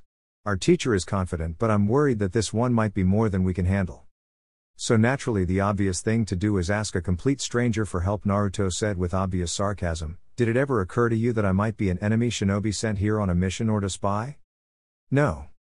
And so another awkward silence ensued. Are you an enemy shinobi here on some secret mission? No. Then why did you bring it up? Naruto's eyebrow started to twitch, to make a point, it being that you have absolutely no idea who you're dealing with. She crossed her arms. You're at least as strong as a Chonin, so I really don't care who you are if you'll help me. How about this, you can come with me back to my campsite, I can eat supper, and you tell me about this mission. Mako immediately changed back to being happy. Okay then. Naruto again started to walk, grumbling as he went, at least as strong as a Chonin, sheesh. Itachi was the first to sense Naruto's approach, but felt another's presence and jumped up to a tree branch to look. His eyes widening slightly, he jumped back down and poked Kisame. Hey, Naruto brought someone back, a Miss Nin. Temari looked from her nap. So? Maybe he made a friend. Kisame was less calm. What? Is he crazy? I've gotta hide somewhere. Itachi continued on, and it's a girl. Kisame continued to look shaken. How is that relevant? It's a Miss Nin. Temari, however, went rigid at this additional information. What the hell is he doing? With now both Kisame and Temari in mild hysterics, Itachi smiled to himself. It was fun being him. Looking around and seeing no places to hide at ground level, Kisame jumped up into the trees. Only seconds later, Naruto emerged from the foliage and collapsed next to Itachi, followed closely by a far more energetic Mako. The fox boy held out his bag of food. Your turn to cook tonight, Weasel Man. With a small sigh, Itachi took the foodstuffs. Okay then, but I'm rather curious as to the identity of our guest. Not the type of person to let herself be introduced, Mako jumped forward. Don't mind me, Naruto-kun is helping me with a mission later tonight, so I'm just passing the tea. She stopped, re-examined the person she was speaking to, and her mouth formed an O. You're Uchiha Itachi, aren't you? Itachi almost dropped his bag of food. How did you? She pointed behind him, leading everyone on the ground to follow her gaze to a tree upon which was leaned a half-wrapped Seimata. Violent swearing could be heard from above them and Kisame dropped down. Damn it, Naruto. The least you could have done was give us some more. Kisame found himself faced with a set of huge sparkly star-filled eyes. Uwa-5, I can't believe really haramine mais makoandits nisodomi taiwand, and, I'm your biggest fan. Temari had been quietly simmering, but she was the first one to sort out the jumble of words that Mako had just spewed. However, as said jumble of words had only the most marginal resemblance to an actual structured sentence, it took Itachi, Kisame and Naruto a few more seconds. The shark man just stood there looking stunned for a moment, then shook his head. Excuse me? The girl was blushing red as a fire hydrant and looked slightly dizzy, and Kisame reached a hand to steady her, which she immediately appeared fascinated with. Kisame-sama is touching me. Thunk. And she fainted dead away. Kisame scratched his head. Am I the only one who finds this situation really weird? The other three shook their heads slowly. Naruto looked around. So, how about some supper? I got good cheese. The smells coming from the tinfoil dinners cooking on the fire were slowly wafting through the air and drawing noses as close to the fire as they could go without being burnt. Naruto stared at what would be his dinner as if it held the secrets of the universe. So, what exactly is this, Itachi? The Uchiha looked up from his rearranging the coals. I took whatever fish that was you bought. Salmon, Kisame interjected. I took Itachi nodded in Kisame's direction. Salmon, seasoned the inside with some herbs Temari bought, stuffed them with some of that cheese, spiced the outsides a little bit too, and wrapped them in tinfoil with some carrots and thinly sliced potatoes. Naruto brightened. Amazing. It's like something a chef would prepare. Kisame grinned. If you're going to have to make all your meals yourself, they may as well be good ones. Temari looked up from her task with a look of mild irritation. Why am I searching the girl? Shouldn't Naruto be the one dealing with his guest? Since she could only see his back, Temari failed to notice when Kisame's grin became more sharky. Are you saying you'd want Naruto to search an unconscious girl who's only wearing what I must say is quite a form-fitting ninja uniform? The sand girl examined what Mako was wearing, blushed, balled up her hands into fists, blushed deeper, and under her breath told Kisame to do various things that would be excruciatingly painful if even physically possible. Through all this, the shark man continued to grin. I thought not. And so Temari went about her searching while everyone else stared at the food. One would initially think that Temari got the short end of the stick in this situation, but her search soon revealed something far more interesting than even Itachi's masterfully prepared cuisine. Okay, people, you have to see this. Dragging themselves away from the succulent scent of cooking fish, Naruto and Kisame went and looked over Temari's shoulder at what she held in her hand. It was a picture of Kisame torn from what looked to be a bingo book. Someone had drawn a flower border on it. Naruto snickered while Kisame paled. Continuing to dig, Temari emerged moments later with a small pocket book entitled, Who's Who in the Seven Swordsmen of the Mist. Flipping through the book, there were notes on almost every page. Zabuza's page had the title Zabuza, Demon of the Mist crossed out and Uncle Zabu written in a flowing cursive, causing both Temari and Kisame to snicker, at least until they reached Kisame's page, which had yet another full-color picture, this one covered in comments such as, well-toned muscles, perfect height, cute ass. The list went on, but Naruto and Temari found themselves rather hung up on the cute ass comment. Kisame looked back at the Uchiha tending to the fire pit, leaned over and whispered, I will give you anything to not show Itachi these. Itachi, having much better hearing than Kisame gave him credit for, was, of course, immediately interested. Not show me what? Jumping almost a foot in the air, Kisame rushed to grab the offending material but knocked into the sleeping Mako by accident, causing her to stir and slowly rejoin the land of the waking. For the second time that day, Kisame found himself faced with huge sparkly eyes. It wasn't a dream, Kisame-sama really is here. Naruto tilted his head, You're not going to faint again, are you? Itachi got up and started towards the huddle, Not show me what? Mako looked. She was about to answer Naruto when she noticed what Temari was holding and gasped, AHH. How did you get those? Sensing that the group was teetering on the edge of chaos, Temari held up a hand, Everybody stop. 10 minutes later, food was distributed and Kisame and Mako were far enough apart to prevent future incidents of fainting. I'm sorry I didn't recognize you, Mako-chan, but the last time I saw you would have been. Mako looked at the ground, when I was 6. I went to a dinner hosted by the Mizukage with Uncle Zabu and sat next to you. Kisame suddenly laughed, I remember, you were the one who choked on her milk during the Mizukage's speech. Listening to the conversation, Itachi and Temari finally caught on. The Uchiha nodded slowly, so you're Zabuza's niece, and I suppose you want help with this mission later because... Mako crossed her arms and huffed, Naruto took one of the most legendary relics of my family and broke 2 others, the least he can do is help me with one measly mission. For the record, Naruto semi-growled, your swords broke when you tried to sneak attack me. Besides, can't you get them reforged? Still, they'll never be as good as they were originally. Kisame picked up one of the pieces and examined it, wrong there, little girl. These are decent weapons, but not extraordinary. Particularly not since Naruto broke them as easily as he did. Even I could do a better job than this if I put my mind to it. Kisame trailed off as he realized from Naruto's facial expression that he had said something rather foolish. Oh no. Why not? Naruto inquired, I'll drag Temari along on this mission tonight, leaving you and Itachi with plenty of free time. Yes but. No buts. Think of it as a chance to pay back an admirer. Naruto smirked, an admirer who thinks you have a cute ass. Mako's face looked like a tomato. I wrote that when I was 10 years old. Can't a girl keep her childhood crushes to herself? So, Naruto, how are Mako's sword skills? Kisame said in an obvious attempt to change the subject. Naruto leaned back and stretched, she's pretty fast, but her actions are as predictable as Itachi's in a candy store. Hearing this, Itachi grabbed some Pocky and started to munch, someday I'll get you all back for making fun of me. As I was saying, her actions are too predictable. He turned to the mist girl, though you might be happy know that the parry I used on you was one of the ones Kisame taught me, or rather, that he used on me and I learned. It worked as well on me as it did on you, except that my sword is stronger than yours were. Mako started to pout, still, I got beaten so easily by someone barely older than me. Finishing his fish, Kisame joined Naruto in reclining and looked at the sky. So Mako, when do you have to meet your team for this supposedly dangerous B-rank mission?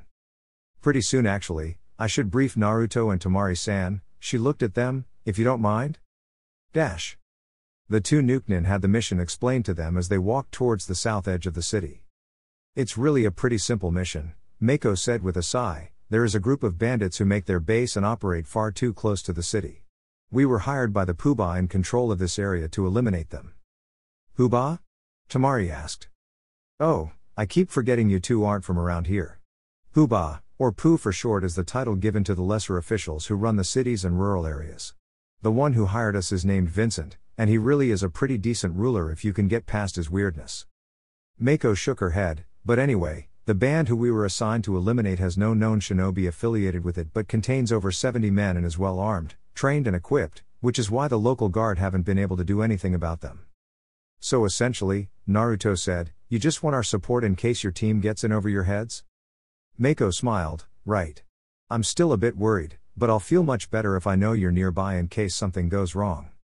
They stopped as they neared their destination and Mako ran ahead of the other two. I need to go meet my team now, so if you two could take up positions now, that'd be great. It won't be hard to find the bandits, and we'll be there soon. Hopefully, you two will never have to reveal yourselves. With that, the mist girl bounded off into the city. Kisame examined the shattered swords with a frown. Itachi, I hope you're well rested, cause I'm gonna need some of that fire you throw so well. Itachi looked up from his guitar. The Amaterasu is not for forging swords. Don't you know any fire jutsus? None that I can use without the risk of burning the forest down. Controlling fire jutsus isn't something I've ever really practiced. Come to think of it, I haven't really practiced my weaponsmithing recently either. Itachi set down his instrument. So really, we're just making it up as we go along? Yeah, pretty much. The Sharingan user let out a slow breath. Okay then, let's get started. Mako stared at her teacher in shock. What? You heard me, he said slowly. After further consideration, your fears have some merit to them, so we're going to hold off the attack and call for another team or two. But, we can't, I mean. The Jounin sighed, you're the one who suggested it, so don't complain when we follow your advice. Mako fell to her knees. No way. She took a breath and started to mumble to herself. Still, they should be able to handle themselves and they'll soon notice that we're not coming as long as they don't reveal their location. South of the city in the bandit camp, Naruto and Temari sat in a cage. Naruto leaned against the bars. Somehow, I just knew this was going to be one of those days. Well, it's our fault for being detected. We shouldn't have underestimated them. Still, we could have fought back a little, Naruto mumbled, only to be smacked on the head. If we put up any major resistance we would have put them on high alert and made Mako's mission that much more difficult. Besides, this cage is probably more comfortable than wherever else we'd be hiding and as an added bonus, we don't have to worry about being seen. A guard walked over and banged on the bars, knocking Naruto over. Hey! Prisoners who want to stay alive shouldn't talk. Naruto could see Sere Kirite only 10 feet away and fought very hard to not let the Kyuubi just tear the guard to shreds, finally cooling his head as the man went back to his post. Time passed and the two Nukenin were just starting to wonder what had happened to Mako and her team when the annoying guard came back. Alrighty, brats. The boss said he wants to see you one at a time. The guard looked between them, his eyes settling lecherously on Temari. For the second time that day, Naruto almost killed the bastard, but Temari grabbed his arm firmly and whispered in his ear, I can deal with any situations that come up, so promise you'll control yourself.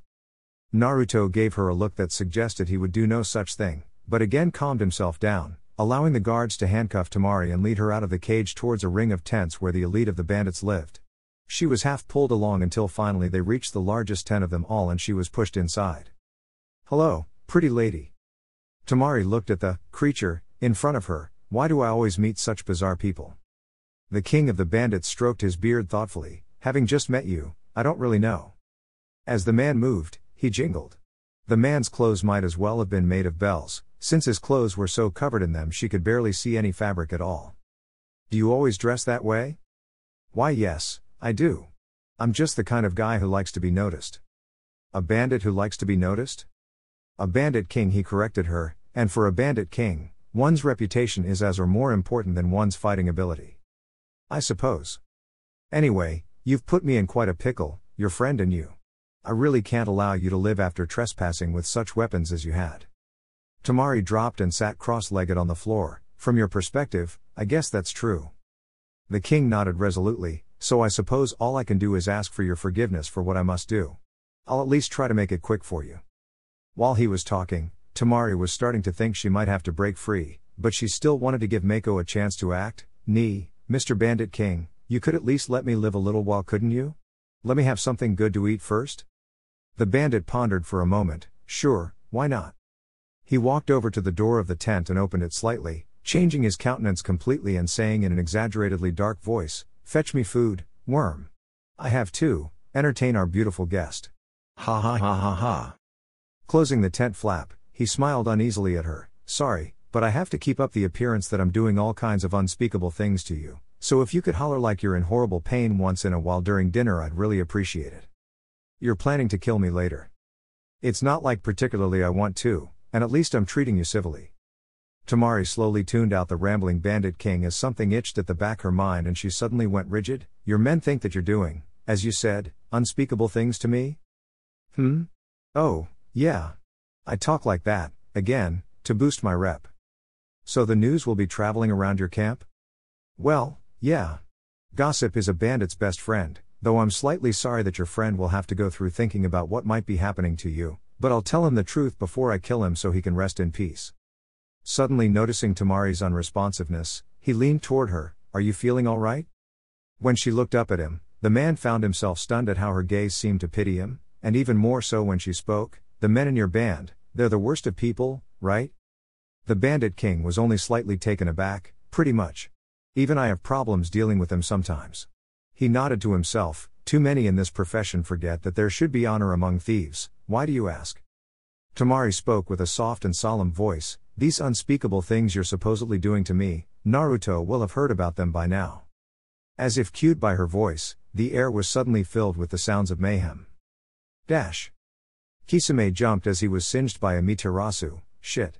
Itachi, be more careful. The Uchiha leaned against a log breathing heavily. Do you have any idea how strenuous this is? Come on, stop being a baby. We're already done won the swords, so we may as well do the other.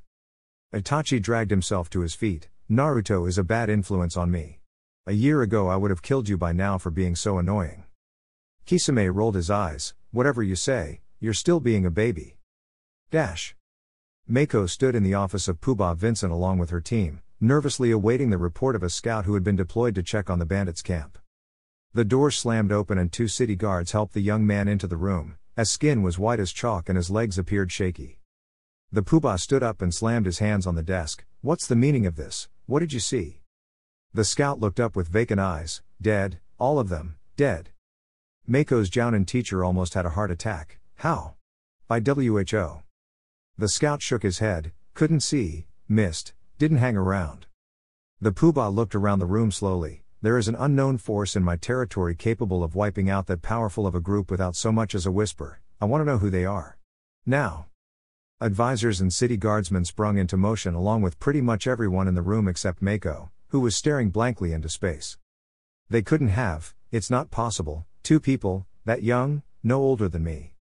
She continued to repeat these mantras in her head, but her memory kept going back to when Naruto had countered her attack with what she was now realizing was terrifying ease. The man formerly known as the Bandit King stood among the rubble that had formerly been his tent and looked around at what had formerly been his group of bandits. Many were dead, and those who weren't were dragging themselves to their feet and running away as fast as conceivably possible. The stench of blood was in the air and the occasional groan could be heard. And in the middle of it, sat a girl. Lying down with his head in her lap was a boy, with his eyes closed and his body covered with small cuts and bruises. The man watched them silently, his brain still not quite caught up to the reality surrounding him. As his thoughts slowly lined up in something resembling logical order, he slowly took a few steps towards the pair and noted that the boy appeared to be sleeping, his chest rising and falling slowly. Do you know what you have there? He asked the girl in a quiet voice. A boy was the response. The man turned slowly to get the full picture of his surroundings and then refocused on the pair, one with great power. Yes. He cares about you very much. I hope so. The man considered his surroundings again, then shook his head slowly. I don't think you completely understand what it is that's laying with its head in your lap. The girl looked up at him and laughed softly. That's probably true, but I can do my best to understand him. He must lead a very sad life. Once he did, but I'd like to think his life is improving. The man turned and started to slowly walk away when he suddenly stopped. You have there a person there who would wipe out a city to make you happy. There was silence for a moment as the man considered his next words. You need to guard your emotions and take responsibility for all your actions, or someday he might. The girl watched as the man walked away, his bells jingling softly, slowly disappearing until he could no longer be seen. She looked up at the sky and rested her hand on the boy's forehead, stroking his hair softly as he slept among the dead. Late that night, Mako slowly found her way back to where Itachi and Kisame sat packing. Kisame looked up as she approached. have you seen Naruto and Temari? The mist girl eyes filled with tears. I'm sorry. My teacher decided to postpone the mission and then the bandit camp was destroyed and no one knows what happened, and. Kisame was about to reach forward to hold her shoulder, but remembered a certain feigning incident and his hands formed sign language. Itachi. You should comfort her. The Uchiha signed in response, why me? I don't do the comforting thing. Well, I can't touch her. Too bad then. Kisame gave up and tried to just talk her through it. You worry too much, those two can handle anything the world can throw at them. Then the shark man grinned and reached into his bag, and, we finished your swords. Nothing near the quality of my brother's work, but hey, still not bad.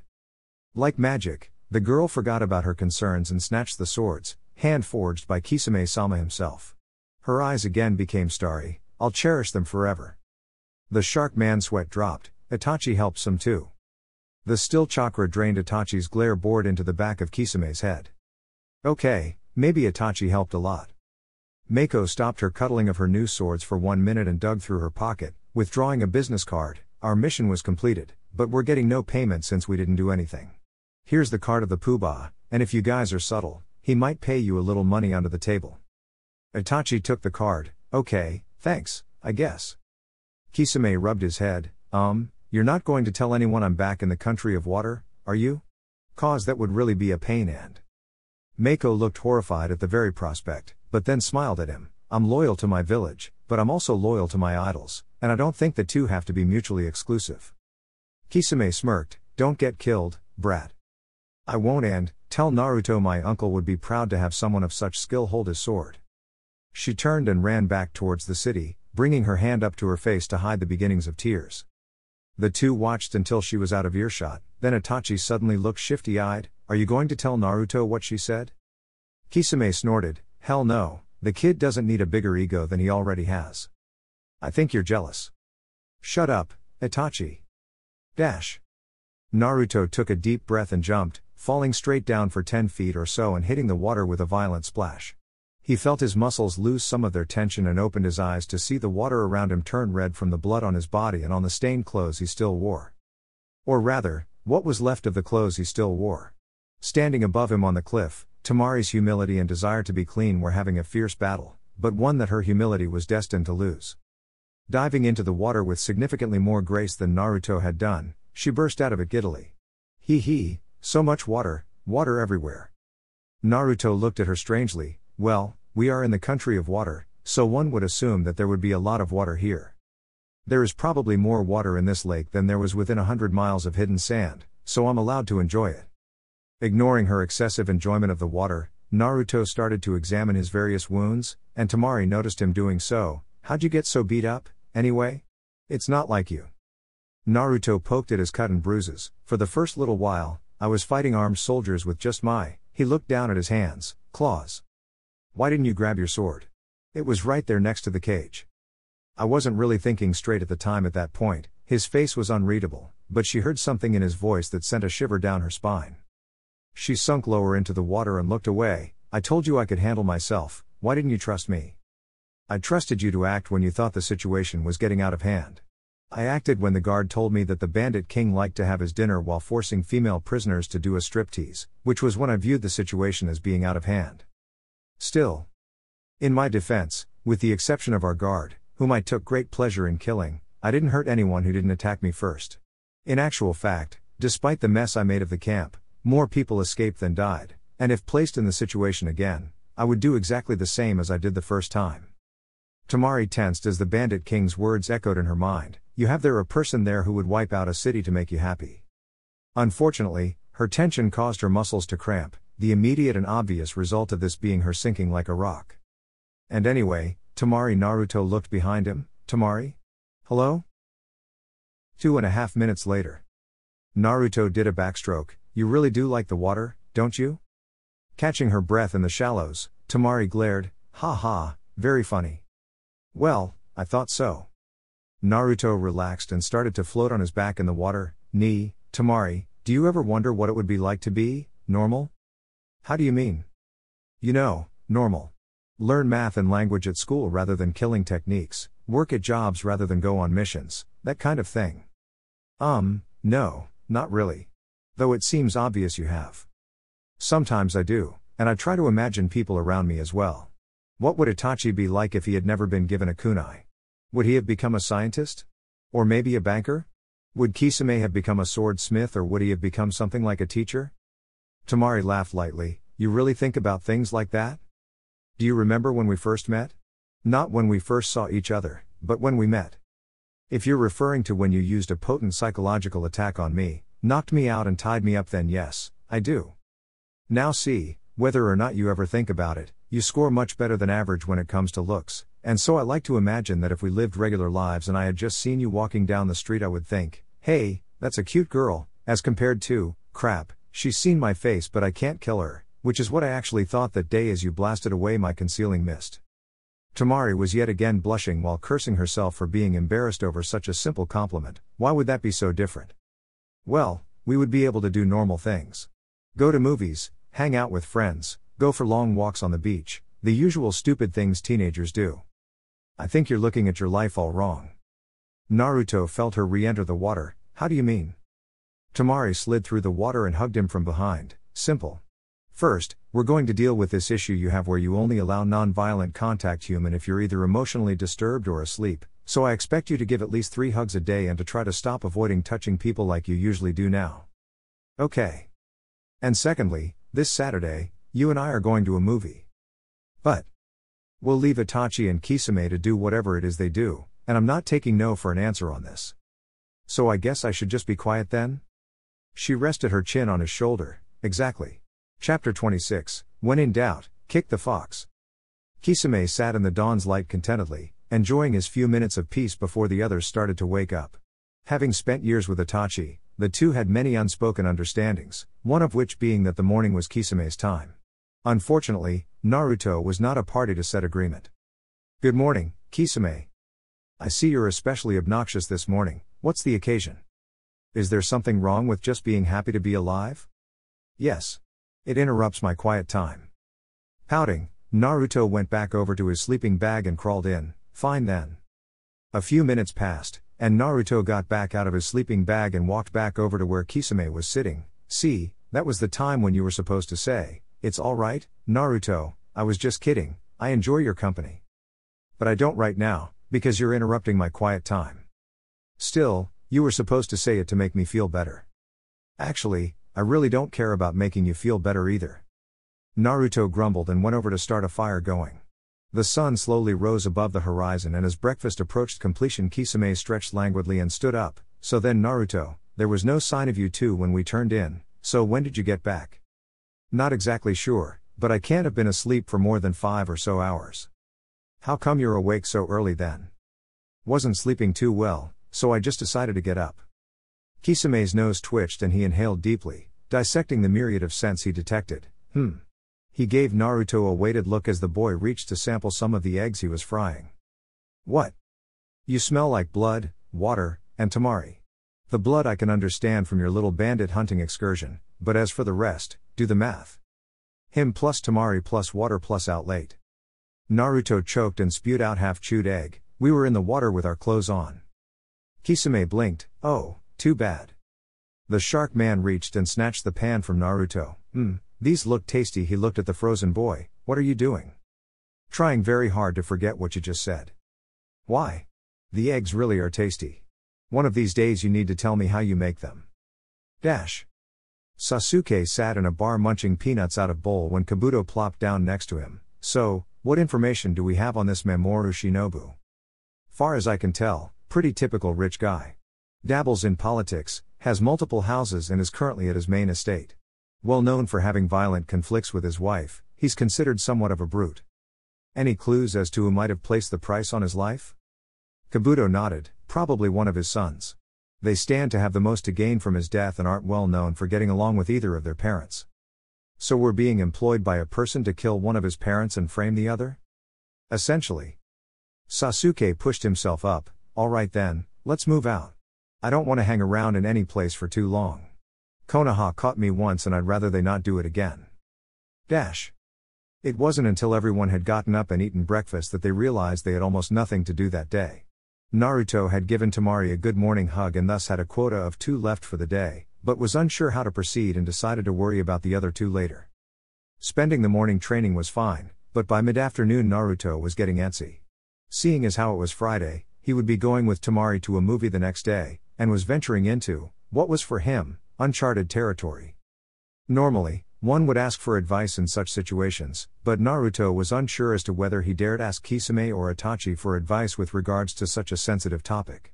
Particularly since both of them were, and had always been as far as Naruto knew, single. Sweat running down his body from training, he lay down on the forest floor and did what philosophers call stewing in one's own juices.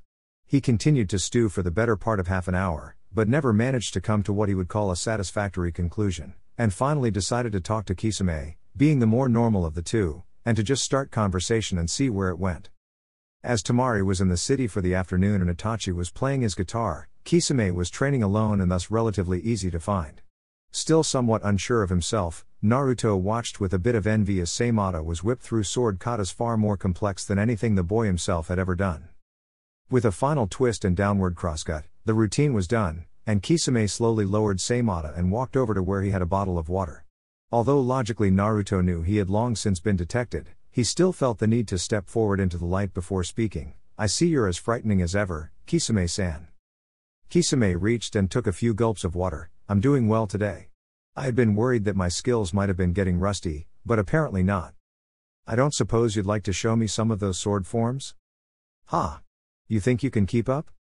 "We'll see, won't we?"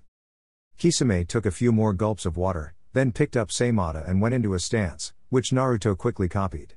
As had become their custom, Kisame would slowly go through a relatively short sequence of movements, which Naruto would then imitate.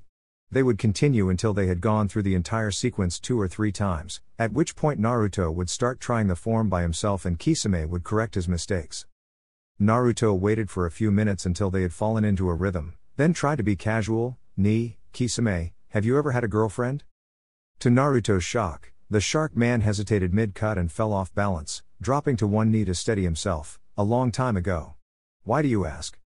Slightly taken aback, Naruto took a moment to formulate a response. "I've just never heard you talk about that kind of thing." Kisame turned toward him and Naruto saw something dark in his face. "There's a reason for that. Now let's try that last form again from the top." Naruto suddenly realized that he had somehow managed to devote his afternoon to training as well, and Kisame's sharp response was, for the moment, forgotten. By the time supper time rolled around, Naruto was ready to sleep. He was about to make a dive for his sleeping bag when he realized he had forgotten something. Managing to catch Kisame in a surprise hug from behind, causing no small amount of confusion and mayhem, he then came to an impasse. Standing only a few feet away was Uchiha Itachi, and having caught on to Naruto's little game, was watching him closely. Naruto, on the other hand, was busy being annoyed by how much Temari seemed to enjoy watching him futilely try to reason with the Uchiha. "But I need to." "No." "But Temari says." "No." "Just this once." "No." "I'll pay." "No." "Boo." "No." Diplomacy having failed, Naruto was left with only one option. He tightened all the muscles in his legs and dove forward. Itachi was of course faster, but Naruto followed him as he ran, unwilling to fail to meet his hug quota on his first day. Unfortunately, Itachi seemed equally unwilling to allow Naruto within 10 feet of him. And so followed a chase of epic proportions, lasting almost a full 20 minutes. The stalemate was finally ended when Itachi found himself immobile as something cold and wet trapped his feet. This rather abrupt stop caused Naruto to crash into him, leaving them both in a heap on the ground. Itachi glared balefully up at an innocently whistling Kisame and slowly pulled himself up. Followed only moments later by a somewhat disoriented Naruto.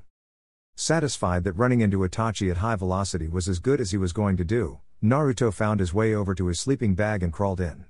At first it looked like he was going to be left alone, but he soon felt someone within his bubble of perception. "Temari?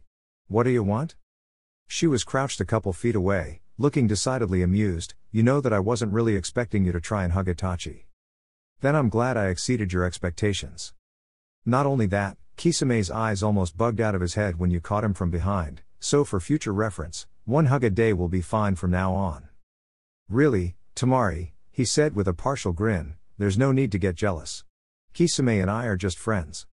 I have my eyes closed right now, but I'll bet you all the money in my pocket that you're blushing red as a strawberry." "Temari, who was, in fact, blushing red as a strawberry, stood up abruptly and stomped off in a huff. Snuggling deeper into his sleeping bag, Naruto sighed contentedly. Why do I have the feeling she's going to get me back for that tomorrow? Naruto was up bright and early again the next morning, only to find Kisame nowhere in sight. There was, however, a note tapped to the frying pan that gave vague indications that the shark man had gone into the city and would be returning late that night. Lacking his morning entertainment, Naruto set his sights on breakfast, and soon had 6 eggs frying for himself, and 2 each for Itachi and Temari. His eggs were soon a thing of the past, and yet Naruto was still the only one awake. Left to his own devices, he began to again stew. Kisame had been no help at all, and as Naruto didn't even want to think about talking to Itachi about relationships, the man had, after all, killed his entire family. He was left with only one option. He sat and allowed his mind to relax.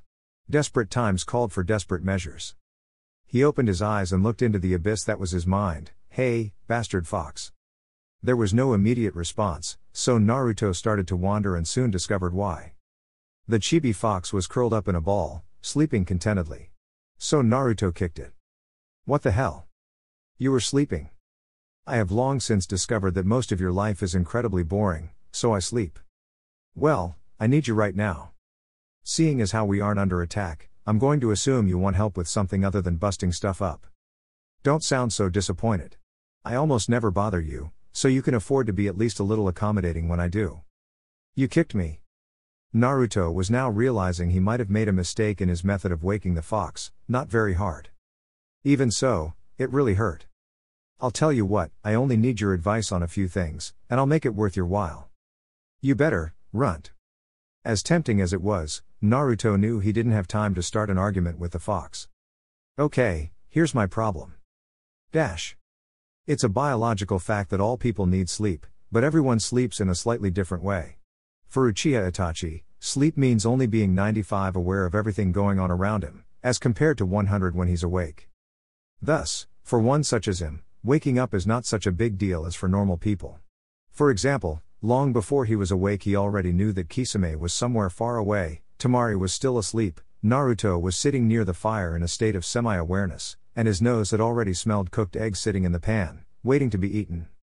So therefore, waking up for Itachi is more a matter of just deciding to start moving, which he did. Contrary to what many would suspect based on his unmatched speed in combat, he wasn't a particularly fast-moving person, or rather, he never found a reason to hurry. And so, when he walked over to get some fried eggs, it was a slow walk, a deliberate walk, the walk of someone absolutely certain that his eggs would still be there whether he arrived in 10 seconds or 10 minutes. When he finally did arrive, he scooped his eggs onto a paper plate and started to munch. After days of boredom, Itachi felt the rare sudden impulse to do something, and with the others all preoccupied, he wouldn't even have to explain himself, which was good, since he didn't know what he was doing yet, or run the risk of someone else tagging along. Completely set on his plan of action, he finished his eggs and slunk out of camp. He was again in no rush and so arrived at the edge of River City 20-odd minutes later, and started to wander in hopes of finding something interesting. As luck would have it, after laughing silently at people using oversized eating utensils, he came upon a lady behind a cart that advertised free t-shirts. Now, although not a person who wore t-shirts, Itachi found himself unable, as many people are, to pass up a chance at getting free stuff. Excuse me, miss, I'd like a shirt. That's fine, young man, but you have to complete a short survey. Itachi's eyes narrowed. Your sign says nothing about a survey. Yes, but I assure you it won't take long, and it will help my company improve our services. The lady emphasized this with a fake sugary smile. The Uchiha mentally weighed the time it would take to complete the survey against how much he wanted the t-shirt and against how much mayhem it would cause if he just pinned the old lady to the wall with a kunai and took the shirt. I will take your survey. Excellent. The fake sugary smile got wider. Here you go. Taking the document, Itachi momentarily reconsidered the pin old lady to wall, steal shirt and run method, but resigned himself to his fate, since he was too lazy right then to want to bother escaping authorities. He sat down in a cafe next door and examined the survey he was to complete. Name? Uchiha Itachi. Occupation? Shinobi. Home address? Somewhat at a loss, Itachi wrote in his old one, 12 Uchiha Lane, Konoha. Sex? Itachi blinked and looked up at the old lady suspiciously. No, thank you. Age? 19. Weight? Don't know. What is your favorite snack food? Pocky. What is your favorite meal? Pocky. What is your favorite dessert? Pocky.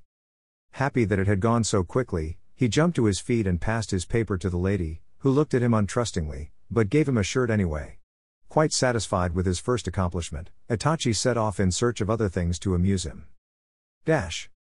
Mumbling to herself, Temari rolled over as the sunlight tried with all its might to invade her eyes. Unfortunately for her, sunlight pretty much always wins such battles, and this one was no exception. As she was forced into wakefulness, she homed in on the only other person nearby. Naruto, what time is it? Naruto looked over from his place at the fire pit, not sure exactly, but it's around 11 a.m. She sat bolt upright. You let me sleep until 11 a.m. Yeah, why not? Now that she thought about it, there really wasn't a reason to get up early, but she couldn't very well admit it after such a dramatic outburst, so she made one up. I wanted to polish my fan. Yes, that's right, polish my fan. Well, you can do that now. Temari smelled food. Is that breakfast? Lunch, actually, but I made enough for you. After a couple minutes, Temari actually managed to get up and make her way over to where there was food, and we need to get a newspaper or something, because... Fwap. Sorry, wasn't looking where I was throwing that. Temari picked up the newspaper from where it had landed after bouncing off her head and flipped to the entertainment section. So, we have Jaws 10th Anniversary Edition, My Neighbor Totoro, Rocky 17, a bunch of dumb superhero movies, and Harry Potter meets Godzilla. I'm assuming that one is pretty short? She skimmed through the synopsis. No, it's not. Apparently the main characters talk for almost 2 hours about their various angsty lives, so when the big lizard finally does come and crush them into a bloody mess, everyone is glad they're dead and leaves the movie contented. Ah, these movie makers are clever. Anyway, I'm for going to Jaws, since I've never seen it. Naruto sighed as he served the food. I've seen a total of 5 movies in my life, so I'm good for anything. Temari noticed what it was she had been handed. What is this stuff? Pan-fried spam and instant rice. That sounds weird. Try it first, then comment. To Temari's great surprise, the spam and rice was quite good, so she and Naruto spent the next while focused primarily on eating. It wasn't until her food was almost completely gone that she noticed it was suspiciously quiet. Where are the 2 fruitcakes? Naruto shrugged. Out, I guess. Neither really specified what they were doing. All the better for us then. Having those 2 always around gets a bit tiresome. Maybe, but they've been invaluable to me as friends. I would have been dead months ago if not for those 2. Temari ate her last bit of lunch and threw her plate into the fire. Still. Naruto pushed the log he had been sitting on out of the way and laid down on the grass. Yeah, I know what you mean. Besides, you wanted a fruitcake-free day, and today we have one. Not quite, there's still one left. Laughing and moving over to sit closer to him, Temari suddenly had her legs kicked out from under her and fell forward, landing on Naruto with a dull thump. Naruto managed to hide his amusement behind nonchalance. You said I needed to work on human contact. Deciding that 2 could most certainly play this game, Temari pushed herself up but only adjusted her position slightly, so she was next to him instead of on top of him with her arm draped across his chest and her head on his shoulder. Ah, this is kinda comfy. Naruto had not expected that. His moment of confidence fizzling like a cheap firework, anxiety rolled over him in waves. Feeling him tense, Temari just pulled herself closer. What is it with you? People never touch me, Naruto mumbled. That's just the way it's always been. Wait a second, didn't you live in some kind of foster home in your early life? Yeah. They changed my diapers with tongs and bathed me by holding me by my arm and dunking me in soapy water. Most people in Konoha would have rather cut off their own hands than touch my stomach. I don't even know what that is, I can't even imagine. He didn't respond at first, as he was waiting for his nerves to calm. When they finally did, Naruto reached around and pulled her body flush against his. Don't worry about it, he said with a grin, and sounding only slightly strained. Of all the things I've had to get used to in my life, this is one of the better ones. The silence was tense at first, but passed through the stages of being awkward, normal, peaceful, and finally became a comfortable silence. Neither paid much attention to the passage of time, and Naruto soon started to doze off in the afternoon sun. Alright everyone, that's it for the video. I hope you enjoyed it. I will try to post more as soon as possible. I have already posted the full story over on my Patreon if you are interested in that. Link to that is in the description. Anyways, until next time, peace.